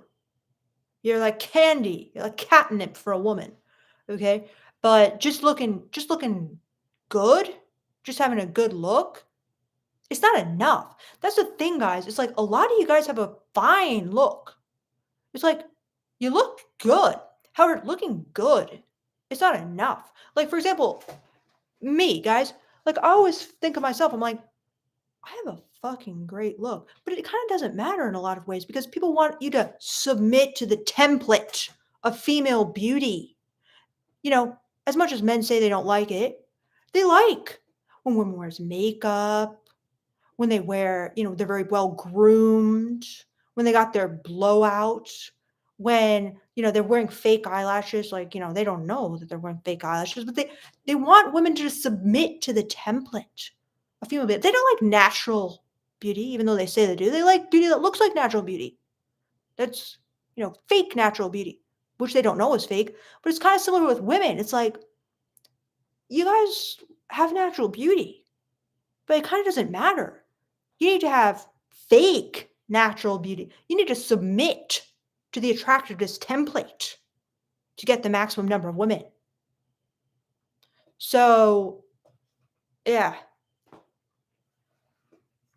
Shark Academy says looks maxing really the simplest way. Seems hard to change looks without surgery. No surgery. I think it is the I think it is the simplest way. Okay? There's a lot you can do without surgery. Do you have the perfect haircut, Shark Academy, for your face? Do you have the perfect beard or facial hair or mustache for your face? Do you have a body with a low enough body fat percentage so that the jawline pops? Have you worked out at the gym? These are not, they kind of like, I mean, they're not that. What about your style? Are you sure? Are you positive that you're dressing in a very stylish way that women you're interested in actually like? Are you positive? Because a lot of guys get that wrong. What about just that?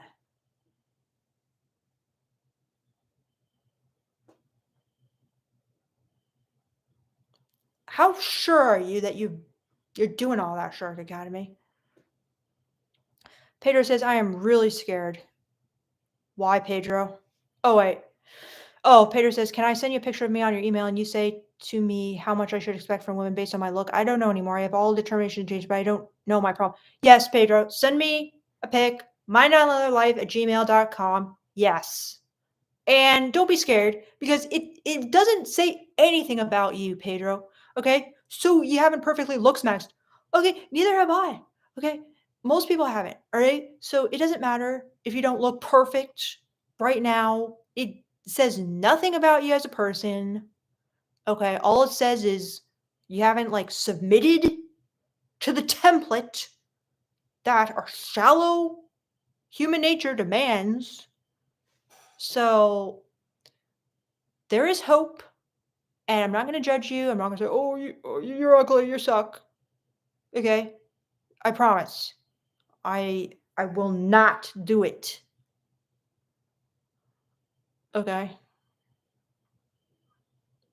but I will try to tell you. Okay, I think you could do this, this, and this, or Yeah, I think you could, like, improve in these ways.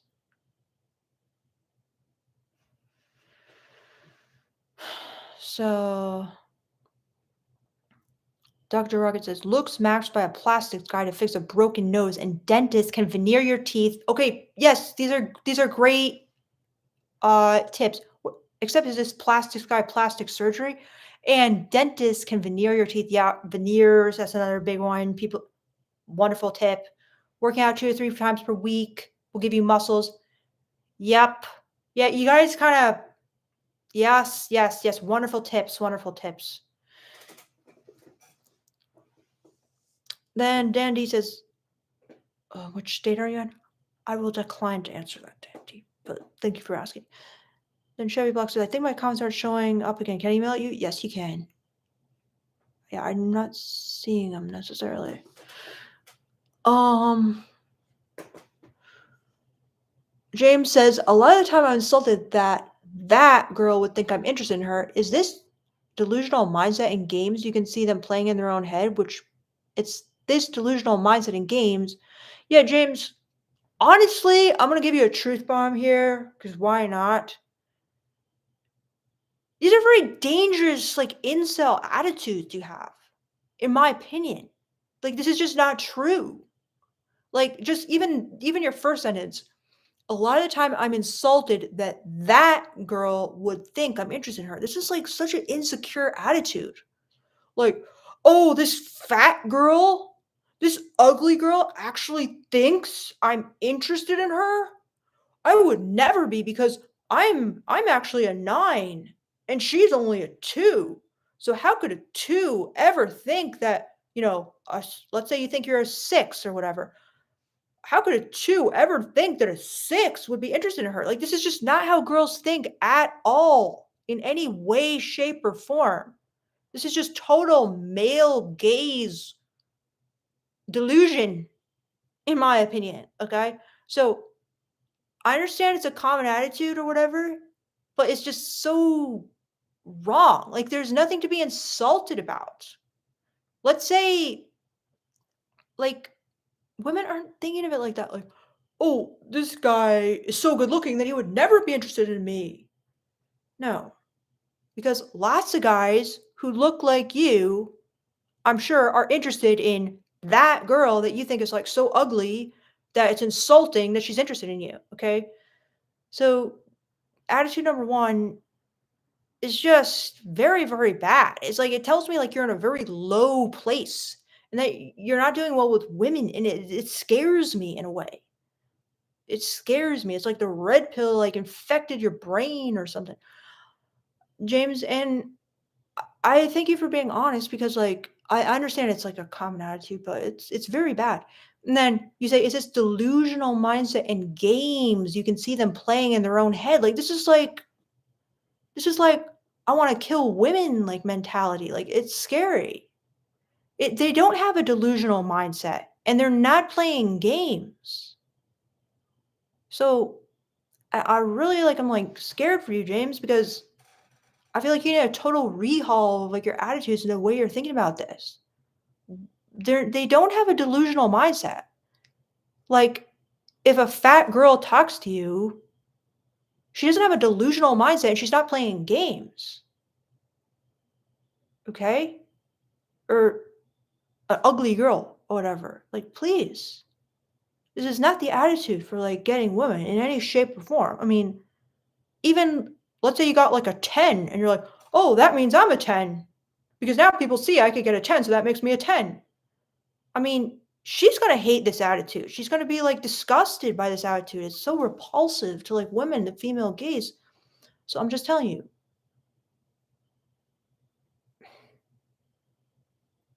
try to appreciate. And if you don't like a woman, you know, it's okay. But it's not insulting if she's, like, being friendly to you or talking to you or even interested in you. I mean, if you were smart, you would take that opportunity to actually work on your skills and learn more about women by actually getting with that woman, taking the opportunities you have. instead of waiting around for some women to validate you, and then, you know, and then you don't have any skills and you don't get any practice and you hate women and you're getting all resentful and you're getting desperate and you're sounding crazy and you're sounding like bitter and, misogynist and full of hate. Like, it's not good. So hopefully it wasn't too harsh, James. This is just like scaring me a bit.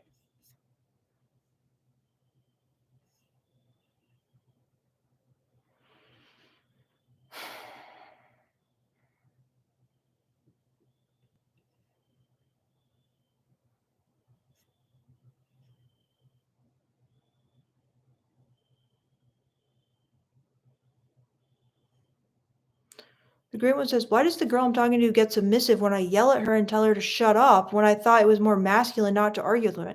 Because you're scaring her, the great one, because you're abusing her and she's freaking out. Okay. And she's scared of men and she's scared of you. So, I mean, is it worth it to you to just like abuse a woman and then she gets all submissive? You're like, oh, yeah, she's submissive. Yeah. Well, you just abused her and you just freaked her out and you just terrorized her. So, I don't know, like, what you're trying to do there. Like, have you heard of conflict resolution? Have you heard of, like, open communication? Have you heard of, like, let's talk it out? If you just scream at someone and say, "Shut up," I mean, you need to go to anger management. Like, you're getting all abusive. I mean, it's one thing if you're role playing this consensually or whatever, but if you're just, like, abusing her and taking out your anger on her, I mean, this is no way to have a healthy relationship. And even if she texts you, "Oh, I'm sorry I was a brat," it doesn't matter, okay? Because she's just fawning. You've heard of the fawn response? Where, it's not good. Read the book Feeling Good Together by David Burns, please. I mean, you could make a woman submissive by, punching her in the face. Does that mean you should become a domestic abuser? Of course not. Okay? So just because someone's submissive is not necessarily a good thing. The great one says, she's screaming at me full blown while I'm calm until I yell at her. Okay, well, hmm. I don't know about that. I don't know about that one because I don't know. If she's screaming at you, maybe in this crazy scenario, it's the right move. So, I don't know. Maybe it works for you guys. Because, I mean, I'm not going to tell you to, like, just be a doormat if she's screaming at you first. I mean, if she was just doing nothing and you're screaming at her, that's one thing. But if she's like screaming at you full blown, I don't know. What do you guys think? Is it okay in that scenario? I guess. Maybe. Um Dan D says it happens to me as well. It's like she wants to be put in her place. I don't know.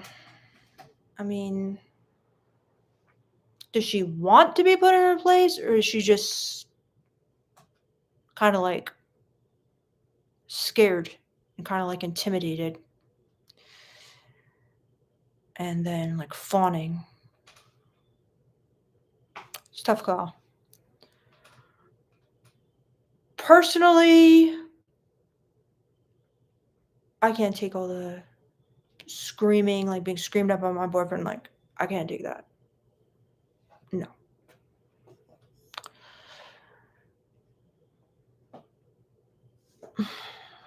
So Chevy Vlog says, I think my comments are showing up again. Can I email you? Yeah. Rest in peace says, Victoria, did you see my question? I don't think I saw it. Sorry, rest in peace. You can email me too if you want to just copy and paste it again.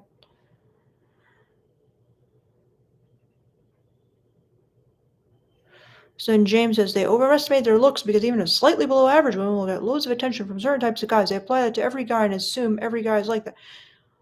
Oh no, James. Oh no, this is so bad. What bothers me is this look women have that says, I'm so hot, and I know you're looking at me, when a lot of the times I won't be interested in that girl. Most modern women are delusional.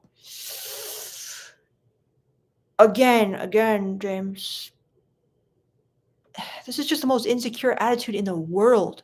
Like, when a woman is having a look like, I'm so hot, be like, damn, girl, you're sexy. That takes nothing from you.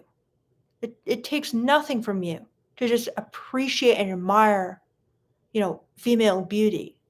Be like, you're stunning, you're gorgeous, you're fucking hot. You're so sexy.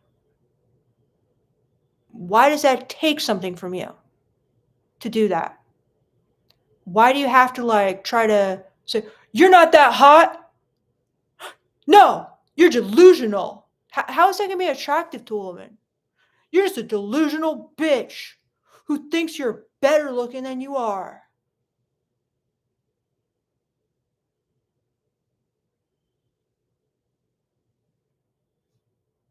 Like, how is that going to be like attractive?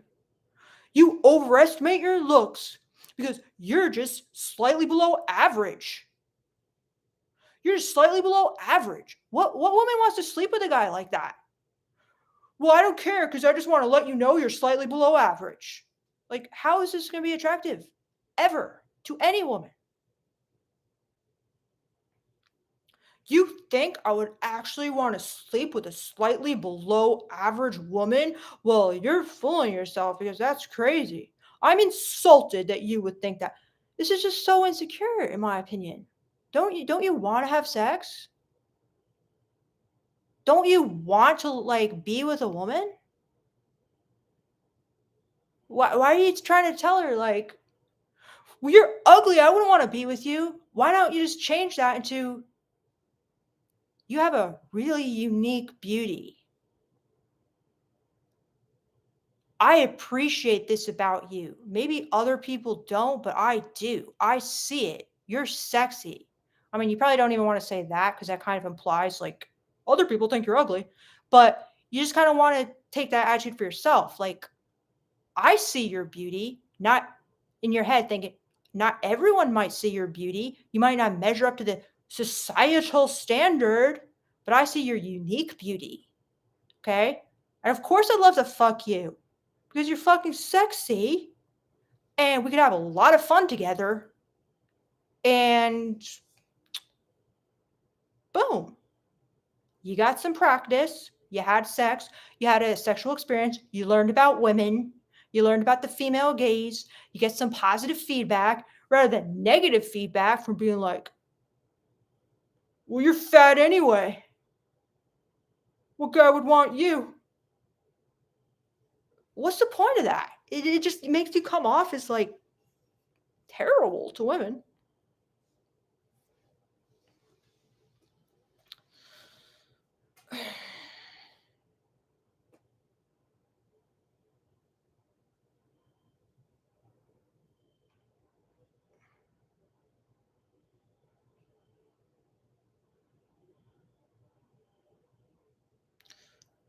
Mr. and Peace of Victoria, what is the feeling of feeling goddess and sex object at the same time while having sex? That's a deep question, Rest in Peace. I love it. It's a fucking great question. Well, that's kind of almost like the essence of female sexuality in a lot of ways. Goddess and sex object. Yes. That's deep. That's deep question. Very deep. That's you got at the core of it. Because that's kind of what you feel like. Because you feel kind of like,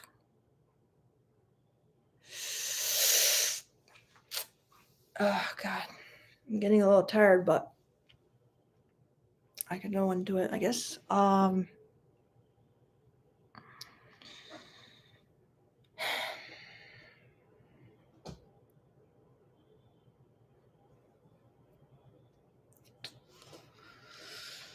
It's such a good question, Rest in Peace, but I'm just getting a little bit tired, so.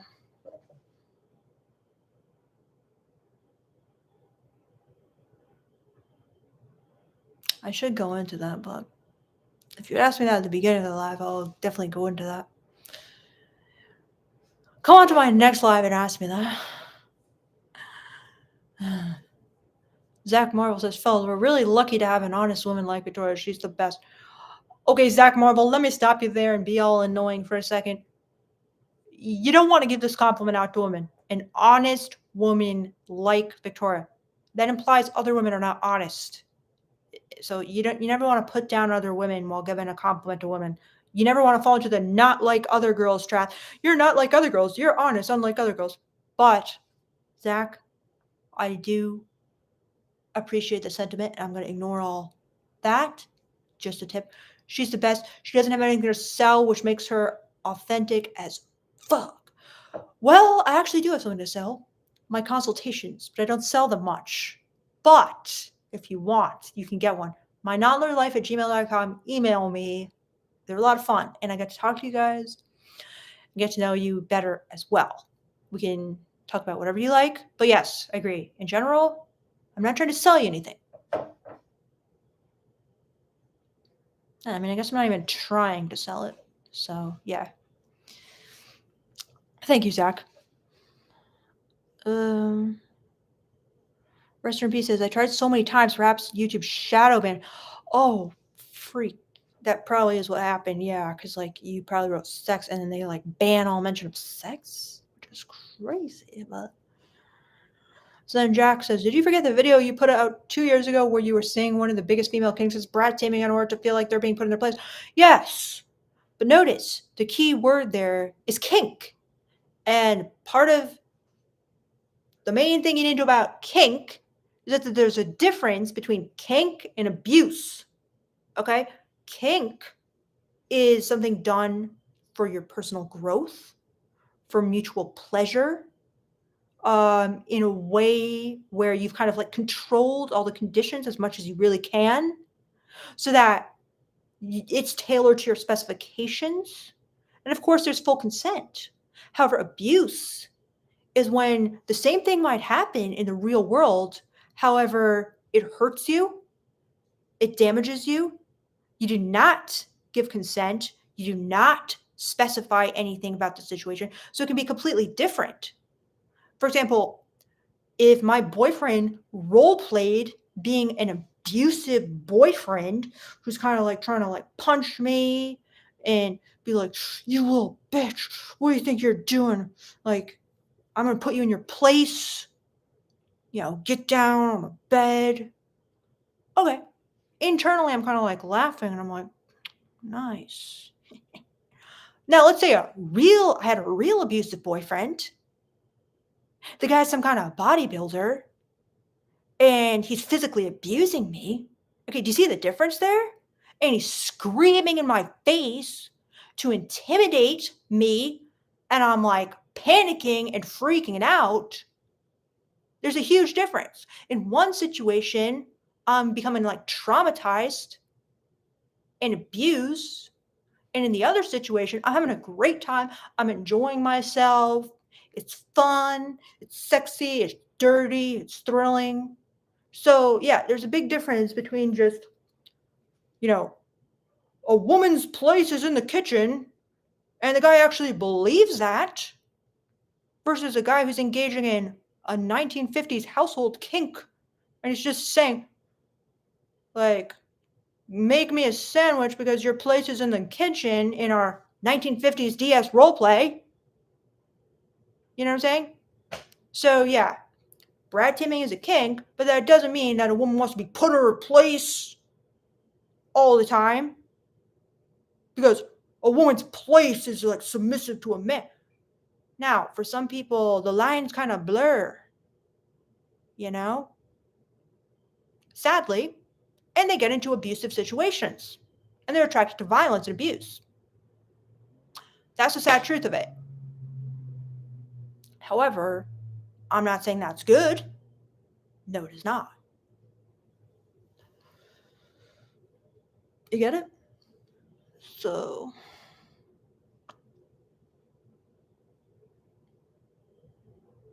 James says, I don't go around saying that to women. This is just retrospective analysis. You're taking this up the wrong way. I'm still laughing that you called me an incel. Okay, well, James, even this, it's like very like defensive. It's like the lady doth protest too much because it's like, really, you think I'm an incel? But it's like you share many of the same beliefs. And I know that's harsh, okay? But it's just like these beliefs, they're like very stereotypical of like a guy who's like at his wit's end. James says, I guess I don't want to give up the validation because I feel it's the only thing a man has. I've had situations where as soon as I validated her, I've been rejected or ghosted. Okay. All right, James. Well, this is good. This is very good. We're getting to the meat of it here. So explain this to me. I guess I don't want to give up the validation because I feel it's the only thing a man has. So it's like, it's kind of like the only way to keep your power as a man is kind of being like, you know, because it's like you said, as soon as you validated her, she's just rejected you. So it's kind of like you made the connection that, well, when you gave in and validated her, then it's like you lost your power because all of a sudden she thinks you're a wimp or a simp or a loser or whatever. So it's like, in order to not look like a simp to her, in order to not look like a loser, you have to be like, you're not going to tame me and I'm not going to give you a compliment. Well, you can explain it a little better to me, James, if I didn't get it perfectly, but I don't want to say I get it because I think you could explain it to me a little bit more before I fully get it. But I do feel like you're wrong, okay? Because I know it can appear that way, where it's like you validate her and then it's like the next second she's rejected you, but was the cause that you validated her? In some situations, it can be a cause if you just go over the top with it. However, in other situations, that just kind of brings the situation to a head. Okay. And then it's kind of like you realize whether she liked you or didn't like you rather than before, where you're just kind of like in the friend zone and you never have to kind of like bring it to a head. Do you know what I mean? So, but anyway, I'm getting a little tired, so. But James, just we need to like untangle this for you because I really don't think these beliefs are gonna be serving you. And I'm serious about that. You deserve to have like the right attitudes and you have to prove it to yourself and you have to believe it. So I'm not telling you just blindly follow my instructions, but we do need to like untangle this for you. So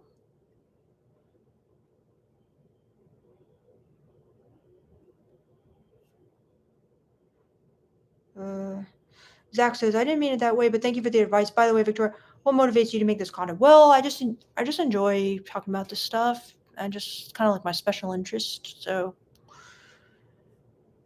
yeah, I just don't really have much people to talk about it with. So I learn from you guys and it's fun and I get to talk about it and I get to learn more from you guys and your comments and your questions. So I do really enjoy that. The great one says, just stand up for yourself. Don't let women walk all over you. I agree with that. Dandy says, someone provoked me purposely just to see when and how I will crack. They don't necessarily yell, but they provoke. Yeah, it's possible. Dr. Rocket says, screaming people have to go. I can't deal with it. My wife gets more done with a dirty look of disapproval, but we both know not to scream. Unnecessary. Well, Dr. Rocket, I love it. I mean, I agree with you. Like, I just can't take it, like, anymore. I mean, my boyfriend is a angry dude at times, but we've worked on it because I cannot take it. It's unnecessary. I agree. It's intense, too. It's not good, in my opinion, for the relationship. But you do want to not let people walk all over you, so I understand. But, yeah. Jack Metallica says, what are your thoughts on the idea that one of the most common values women look for in their relationship with men is the ability to take charge and make decisions? is there interval between kink and lifestyle? It's the interlap between kink and lifestyle. Yeah, I agree, Jack Metallica. Yeah, you're right. It is that interlap between kink and real life, because that's what I've always been trying to tell you guys on this channel, okay? Kink is the safe way to do it, okay? Does it spill over into real life? Yes. Fuck yes. Does some women not even know about kink, so they have to get it in real life? Yes. Do they have to get it the dangerous way? Yes. So, do they like a dom in their relationship? Do they like a guy with dominant traits in their relationship? Yes. That's what I've been telling you guys on my channel from the beginning. Are they into doms? Yes. Can that get them in trouble? Yes. Can it get them to a toxic, abusive situations? Yes. You know what I mean? So,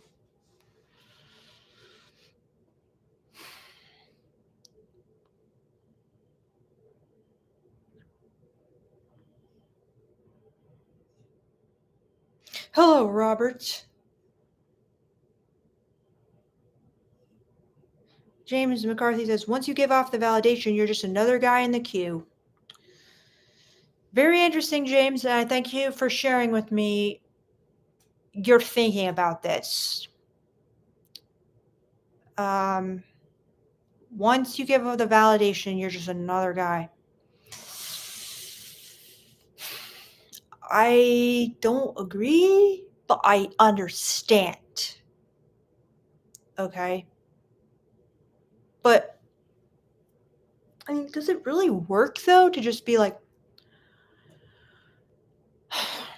I mean, tell me, guys, how often does this work?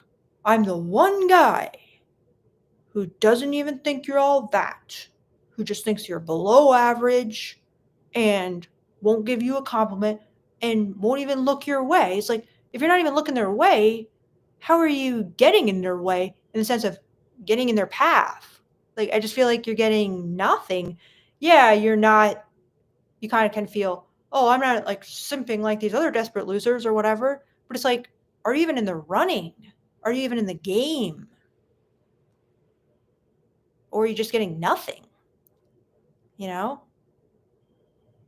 I get how it kind of seems like a lot of guys seem like desperate, like, they'll come, you are so beautiful to me. You are sexy. You are wonderful. Wonderful curves. You know, I love your figure. You have a wonderful shape. All this like crazy kind of bad compliments. But can you just give like good compliments? Or simply like treat people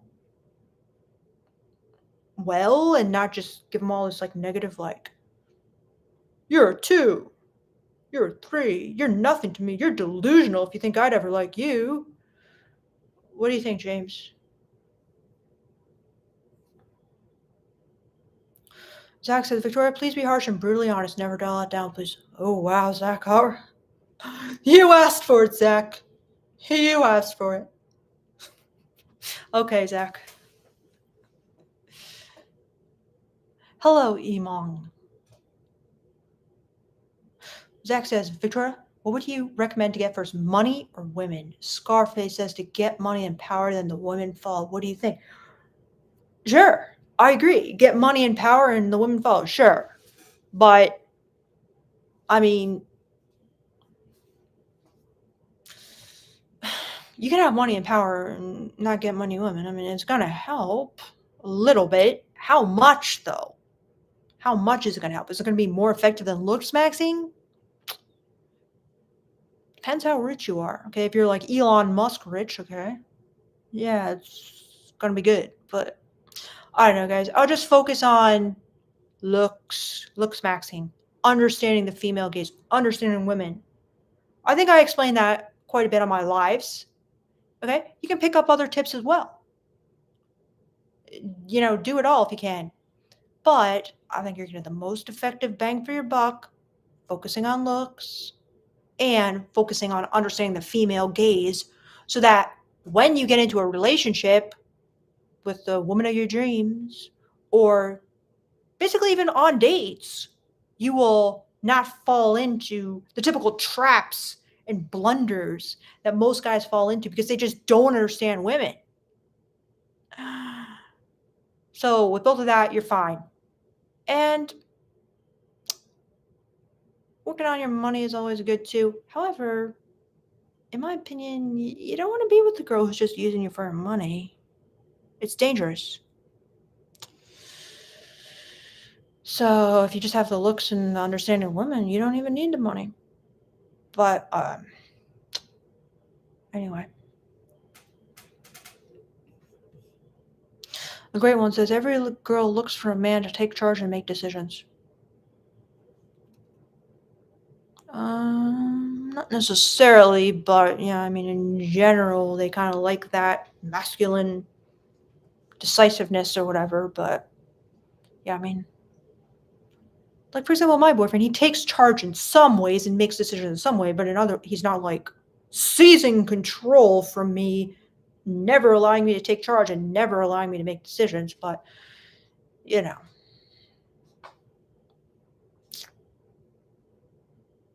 the gray one says mostly every girl is submissive, just takes the right guy to bring it out. I think most girls would enjoy trying out their version of submissive fantasies in the bedroom. And in general, in dating, you can see what they crave and what they want as submissive in kind of like an abstract general way because they are into, alpha Chad Doms as their kind of female gaze template. But you can take it too far by saying every girl's submissive. Just takes the right guy to bring it out. I mean, sure. I mean, I think a lot of girls have like submissive fantasies, and it would take the right guy to bring that out. But I mean, don't go so overboard with this that women just see you as like kind of out of touch, like misogynist. But obviously, there's some truth to it. So, yeah.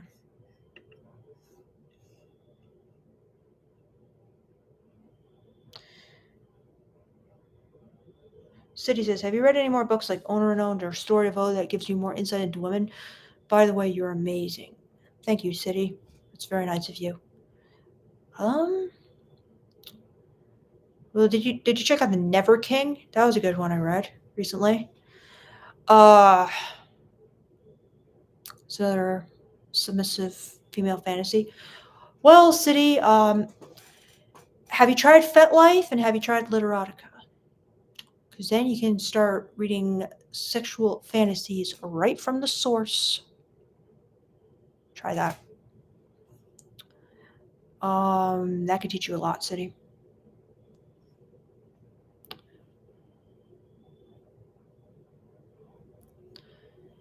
Jack Metallic is extremely well established within the psychological community that the socioeconomic status is by far the most attractive quality to women.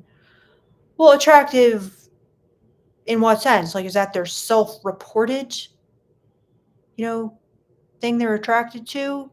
A lot of these studies are not so well designed. But let me see these studies if you have any handy. I honestly don't think. I mean, obviously, it's like women are most attracted to rich guys.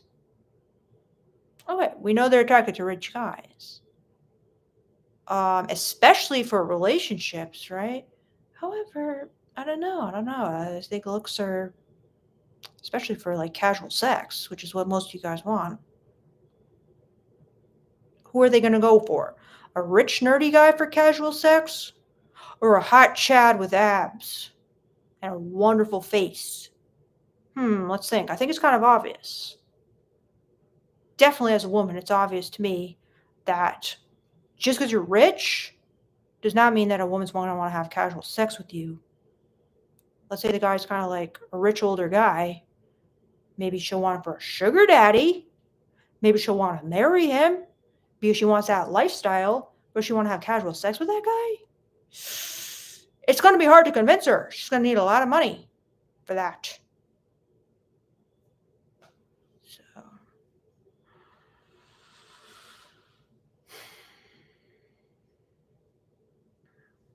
Anyway, guys. Well, thanks for hanging out with me, everybody. But Jack, Metallica, like, do you know what I mean? Like, come on now. Let's be real. Most women, they want the rich guy for things other than casual sex.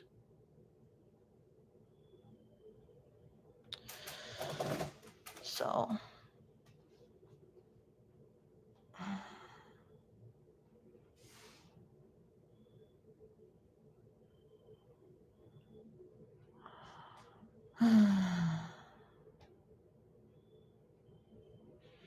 Jack says, how do I become charismatic? I mean, how do I bring my true self out? I don't know. Why most of the time I tend to suppress my true self and become kind of robotic and autistic. You know what, Zach? I kind of do too. I will just become like very robotic and autistic as well.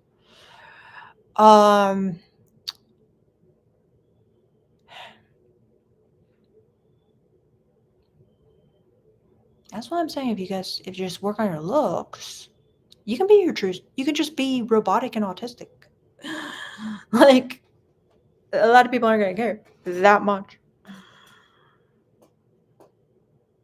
But I honestly don't know, Zach. Like, honestly, Zach, my true opinion is, you know, you have to find like the right people to be friends with. Like, a lot of times I'll meet somebody from my channel who like listens to these endless crazy lives, right? And I'll just be like, we click really well. Like, we have so much in common. They're like very deep thinkers. They're very introspective. They're very analytical. Okay. It's not that common to meet someone like that. Okay. But when two of those people find each other, they may be like one in like 100,000 or whatever. Probably not that rare, but let's say they're one in like 1,000, right?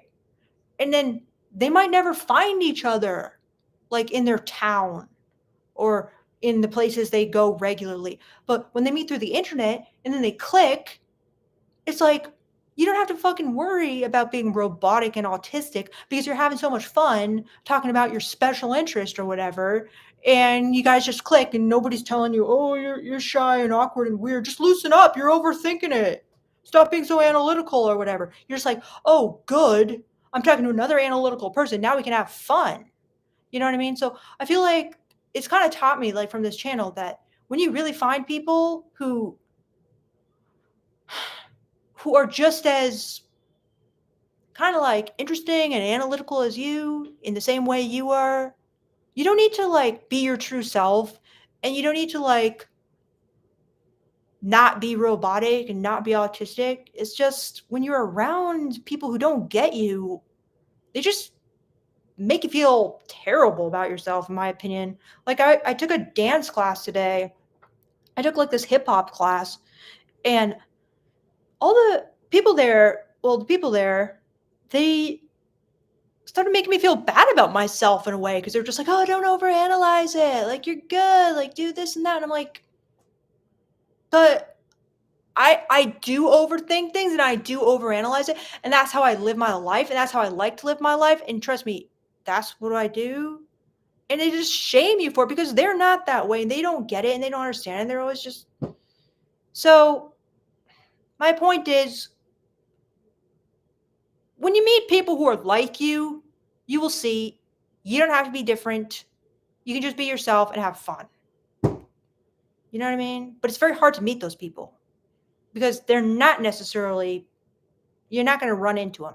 You have to attract them, like from the whole wide world, by having a YouTube channel or having a blog or just putting something out there on the internet so that you can attract someone in like Canada and someone in like Nigeria or, from all around the world. People like you will find you. That's really the way to do it. Whatever, I just rambled, but you know what I mean.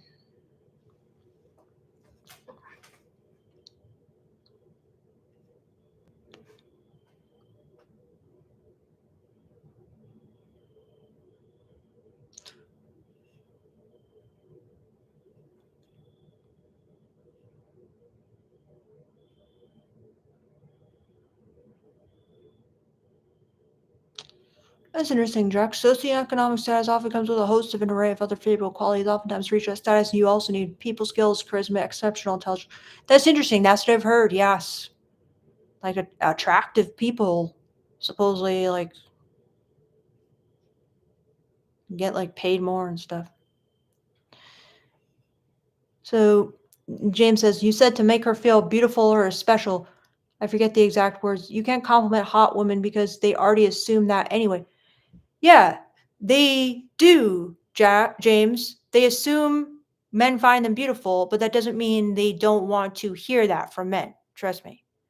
It just puts you further beneath them in their eyes. No, it doesn't. But you can do it in a bad way that could put you further beneath them. Like, for example, if you do it in kind of like a submissive, you know, way, it can put you beneath them because they kind of see, man, this guy's insecure. That's why he's complimenting me in this way. It's like they can kind of read between the lines. But if you compliment them in kind of like a confident or dominant way, they appreciate it. Okay. And it puts them at ease. It makes you seem likable. So, yeah, there's a wrong way to do it and a right way to do it. But it's false that you cannot compliment hot women because, yeah, they do assume it. They know they're hot. They know they're good looking. And they still expect compliments because it's kind of like social skills and it's masculine. So, yeah. Um, James says, to be honest, I want to compliment and validate them. I've just learned not to and now have a lot of competing ideas in my head. Okay, James, I understand. I understand. I know this is like the most common, like, red pill advice as well. And yes, there's a good way to do it and a bad way to do it. But and you don't even have to compliment them, okay? But don't be like afraid of a compliment, okay? You don't have to compliment if they don't want it, you feel it takes their power away from you or whatever. However, I think it would be smart to do it in the right way, but you don't have to. But just don't think that the second you compliment them, you've lost your power because now they have the power because they see you as weak and a simp. It's like a lot of guys, they're not so afraid of like a fucking compliment. They feel free to express themselves. They feel free to, you know, say, you're fucking sexy. You know what I'm saying? But of course, you want to be working on your other stuff too, like your looks magazine, your confidence, your female gaze. So, all right, James, I might have been a bit too harsh on you, but I do still disagree with the attitudes you have. But I understand. Okay, it's not so simple, and it's not easy, especially when you've had these harsh rejections. Alex says she knows she's hot, but she appreciates it. Exactly, Alex. Exactly.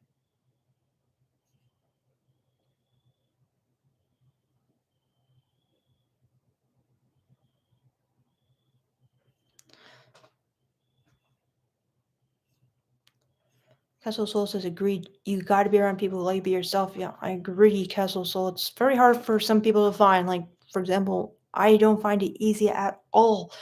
But when you meet someone, it just is easy, right? Like when you meet the right person, it's just damn, it's like we're just meant to be together. We're just meant to like be friends or meant to have a great conversation. The spark is there. And it's just hard to find those people. Certain people, it's harder to find those people than others. Alex says you can compliment as much as you want as long as you know you can continue to pass or test. It could cause her to test you harder, but you know you'll pass in words. I like that, Alex. I like that. Very good.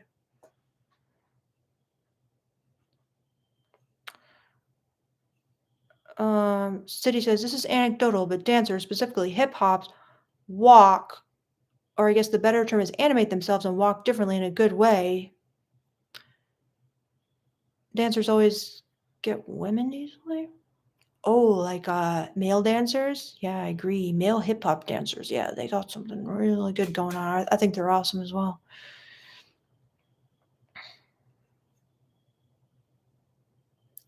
Zach says, should I ask out this light-skinned chick in my uni? From what her friends tell me, she's not ready for a relationship and she's kind of too religious. What's the right move? I still don't have my own money. Yes, ask her out, but also ask out a lot of other girls, Zach, and don't be fixating on this girl. Okay? There's just do it. Just get it over with and do it. I mean, it's probably not gonna go well because she's very religious and not ready for a relationship, but just do it. But then also ask out like as many other girls as you can, basically. Um, Kessel Soul says, I too need to put my true authentic self out there to find and attract people who get me. You aren't rambling, Victoria. You're speaking truth. Thanks, Kessel Soul.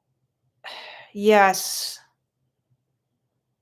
you really do. Like you've got to put it out there so people can find you. I I cannot make friends with people like very well any other way. It's really hard. I don't know. I've been like trying to learn better about it. That's why I kind of went to this hip hop class. I'm like trying to make some friends in my area. Um, Alex says, Jack, because I give compliments from my heart, not because I'm trying to raise her interest. Very good attitude, Alex. Thank you for sharing this. I love it. Sounds very good. When I compliment her, I'm not trying to make her like me more. Good. Great attitude.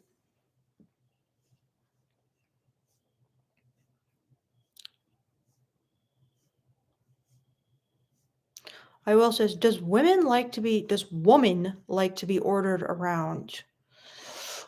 Why don't you ask them when you get to the point where you're kissing and making out in their bed? Ask them that question and see what they say. But don't say, does woman? Say, uh, are you into dominant guys? Or are you into like light domination? Say that.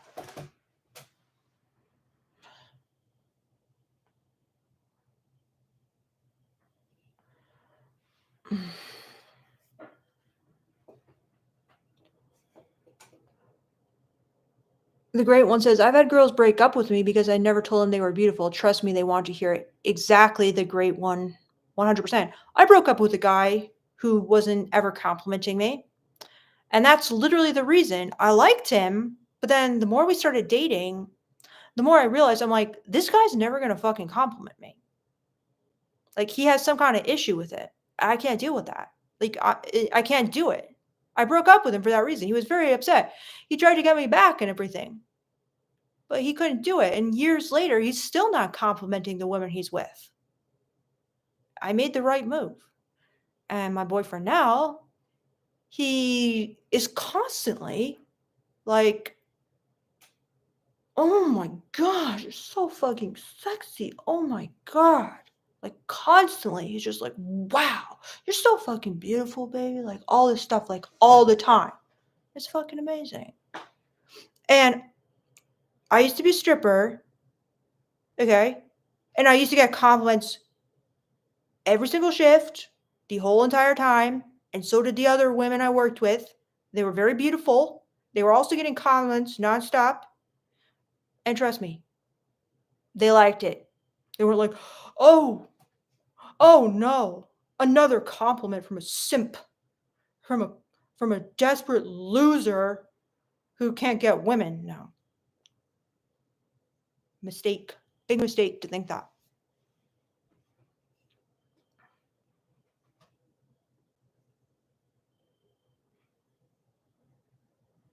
Jack Metallica says, I just want to mention I ended up on your live chat from a popular video you produced discussing largely unspoken female sexual kinks. As someone who writes scenes on a fetish website, you were 100% right. Thank you, Jack. I I know I'm 100% right now. But thanks. That's that's good to know you agree.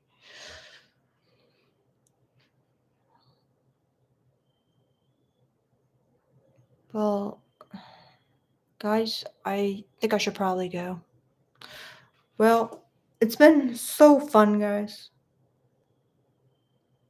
The great one says, my ex was also a stripper and she was the one that broke up with me because I never complimented her. 100% the great one. Trust me. Trust me. The strippers, they're more to the female gaze than anyone else, in my opinion. Well, I don't know about that one, but yeah. Trust me, she was getting a lot of compliments at work, and she still liked compliments. But that doesn't make the math, right? Because it does math. Kessel Soul says, well done, Beardo. I know you can't read this, Beardo, but keep complimenting Victoria. Ha ha ha. He will. We've been together a very long time, and he's still complimenting me. So, anyway, guys.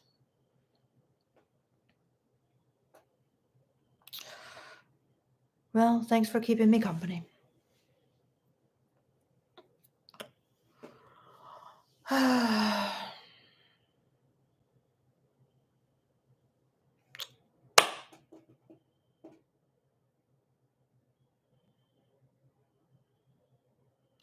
Alex says compliments are a non-needy gift from the heart. Alex, I give you the stamp of a healthy masculine attitude tonight. All right? You're getting my stamp of approval. This is a very attractive attitude to the female gaze. I appreciate this. This is a good perspective. And everyone else gave me some fantastic perspectives as well. Okay? The great one says, I felt cheesy and weird giving compliments, even though in my head I would look at her and think she was gorgeous. See, the great one, like, make it make sense. Why did you feel cheesy and weird? Was it for the same reason as James? Because, yeah, like, you would look at her and think she was gorgeous. Why can't you just be like, you're so fucking gorgeous. God, you're gorgeous. That's what my boyfriend says to me a lot. God, you're gorgeous. Like, why couldn't you say that to her, the great one? One time I did like a session with a guy, and we kind of worked on how to give compliments. And he was doing the same thing, just giving these really lukewarm compliments. And I'm like, now, like, tell me what you really think. Like, give me like a real compliment.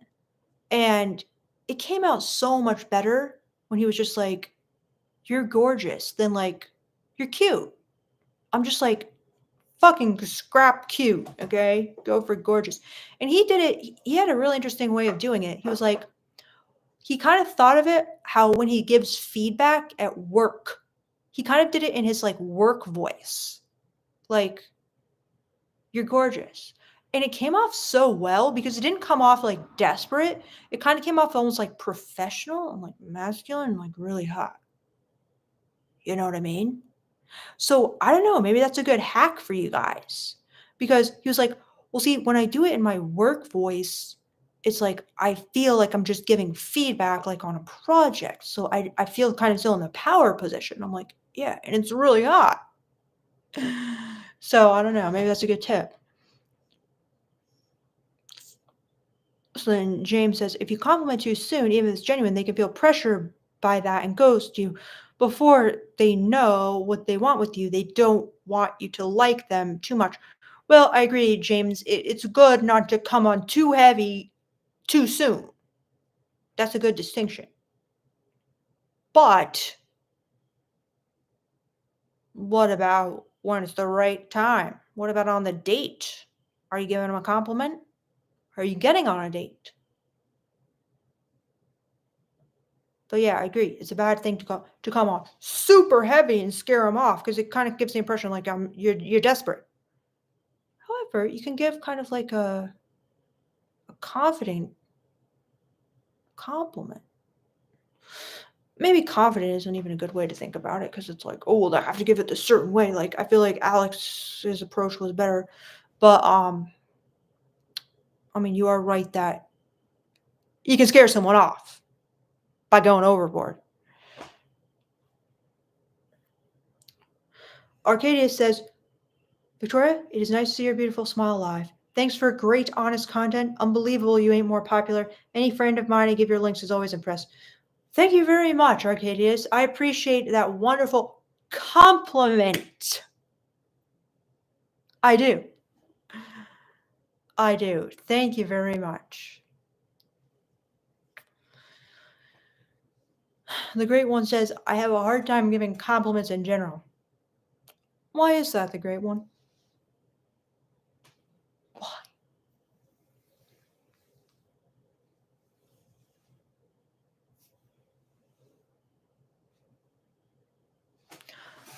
All right, guys.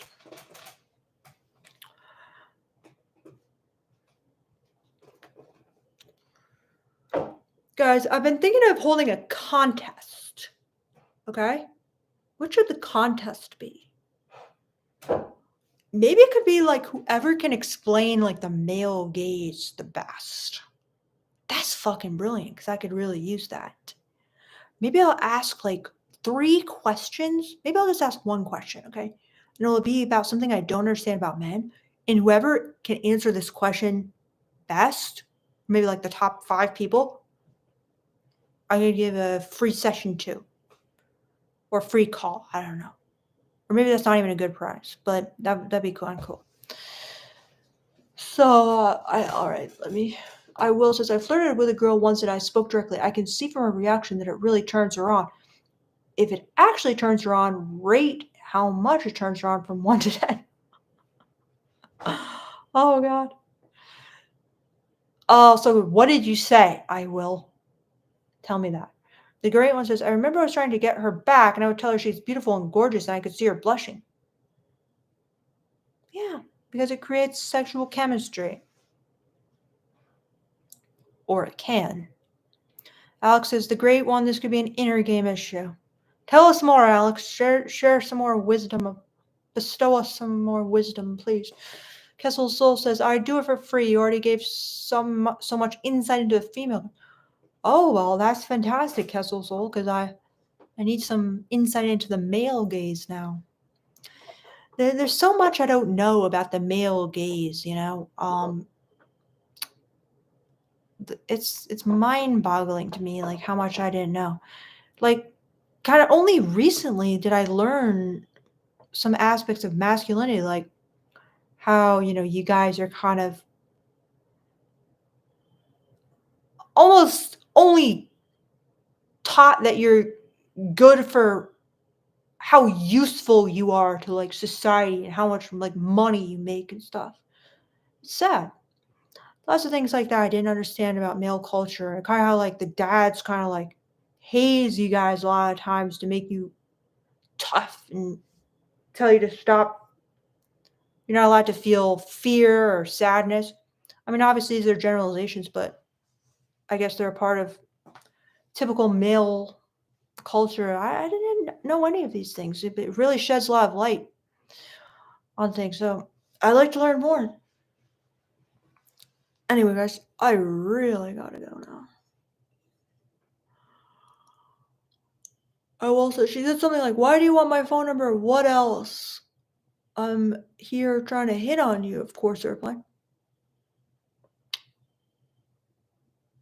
Alright. It's pretty good. Pretty good, I will. So, how attracted was she? It really depends how high her sex drive is and how much chemistry and heat you'd built up up to that point. Like, for example, she's like really into you, and then you say that, it might take her over the edge, and she's like a 9. However, if she kind of just like barely knows you yet and doesn't really like, you're just getting to know her, maybe it took her to like a 5, maybe a 3, who knows. So Jack says, if you'd like insight into male attraction, search Dataclysm. It's by far the best, most comprehensive study on what men search for in data apps. Uh-oh. I'm scared, but I'll look it up. Thanks, Jack. I'm copying and pasting that.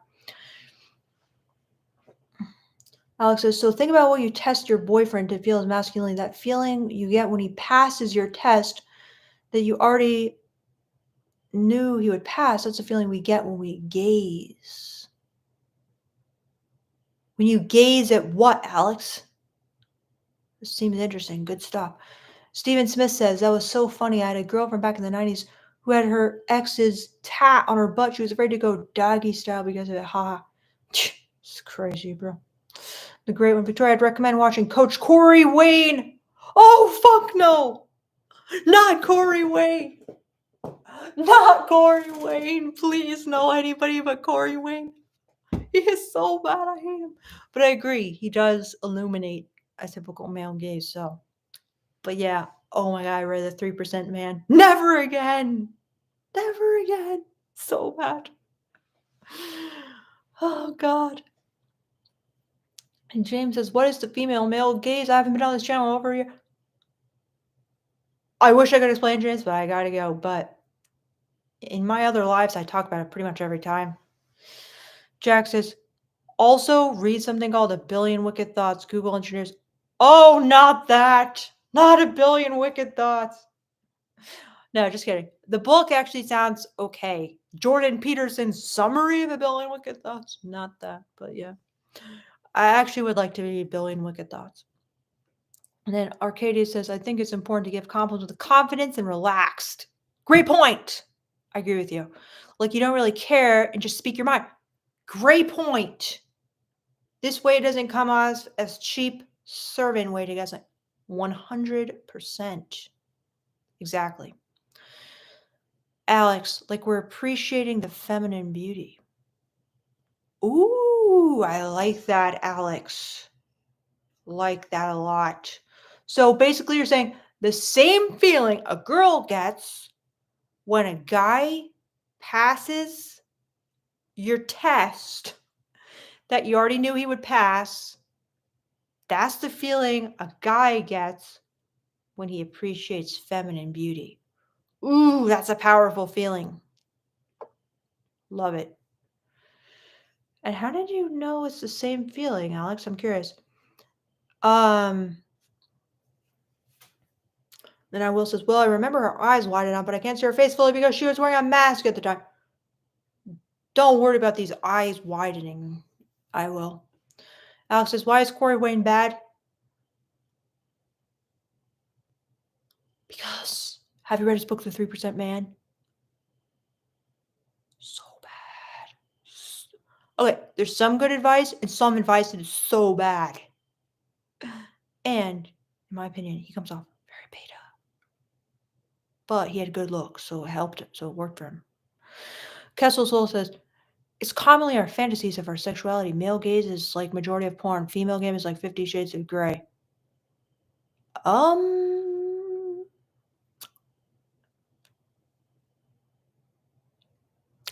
comment on that one. 50 Shades of Grey, so fucking bad. But BDSM, I agree. So then Jack Metallico says, there's nothing more honest on planet Earth than analyzing Google search results from people when they don't think you're looking. Great point, Jack. The great one says, what did you think about 3% Man? Worst book ever. Jack Metallico says, you can make an amazing video on it. Oh, God. Oh, God, don't even remind me. So then, Kessel Soul says, what do you think our most common test girls do? God. Dr. Rocket says, sleep tight, you smart and pretty woman. Thank you, Dr. Rocket. Good night. Good night. Great to see you. Kessel Soul says, what do you think are the most common test girls do? Oh, gosh. I've been wanting to make a video about that. How to pass the tests. Uh-oh.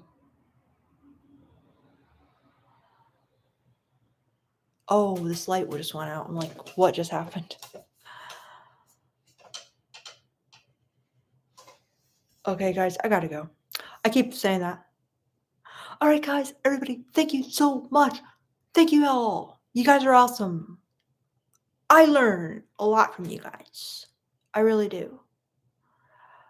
Um, Thank you for keeping me company. Thank you for your super chats. Thank you for returning and watching these ridiculously long lives. These insanely long lives. Like nobody else could like watch these lives. But like you guys, I feel like you guys are like true supporters to me by watching these lives. So I appreciate every single one of you guys. Thank you for teaching me about the male gaze. It would be awesome if one day we could all have a meetup, chat in person. So, anyway, guys, I wish you a wonderful night. Thank you all. You can always email me, my nonleatherlife@gmail.com. You can get a personal session if you want, $60. I always tell the price because it's like, isn't that so annoying? And they're like, price upon request, or like, oh, inquire, and then I'll tell you the price. Like, why? Okay, so that's the price. And we can talk about whatever you want. We can go into detail. We can go at your problem. So, anyway, guys, goodbye everyone. Have a wonderful night. Make a video on the 3% man. Oh, fuck. I actually have a live on it. One of my first lives I talk about it, but yeah, I could go more into detail on it for sure. I still make fun of it with my boyfriend a lot. All right, guys. Bye everybody.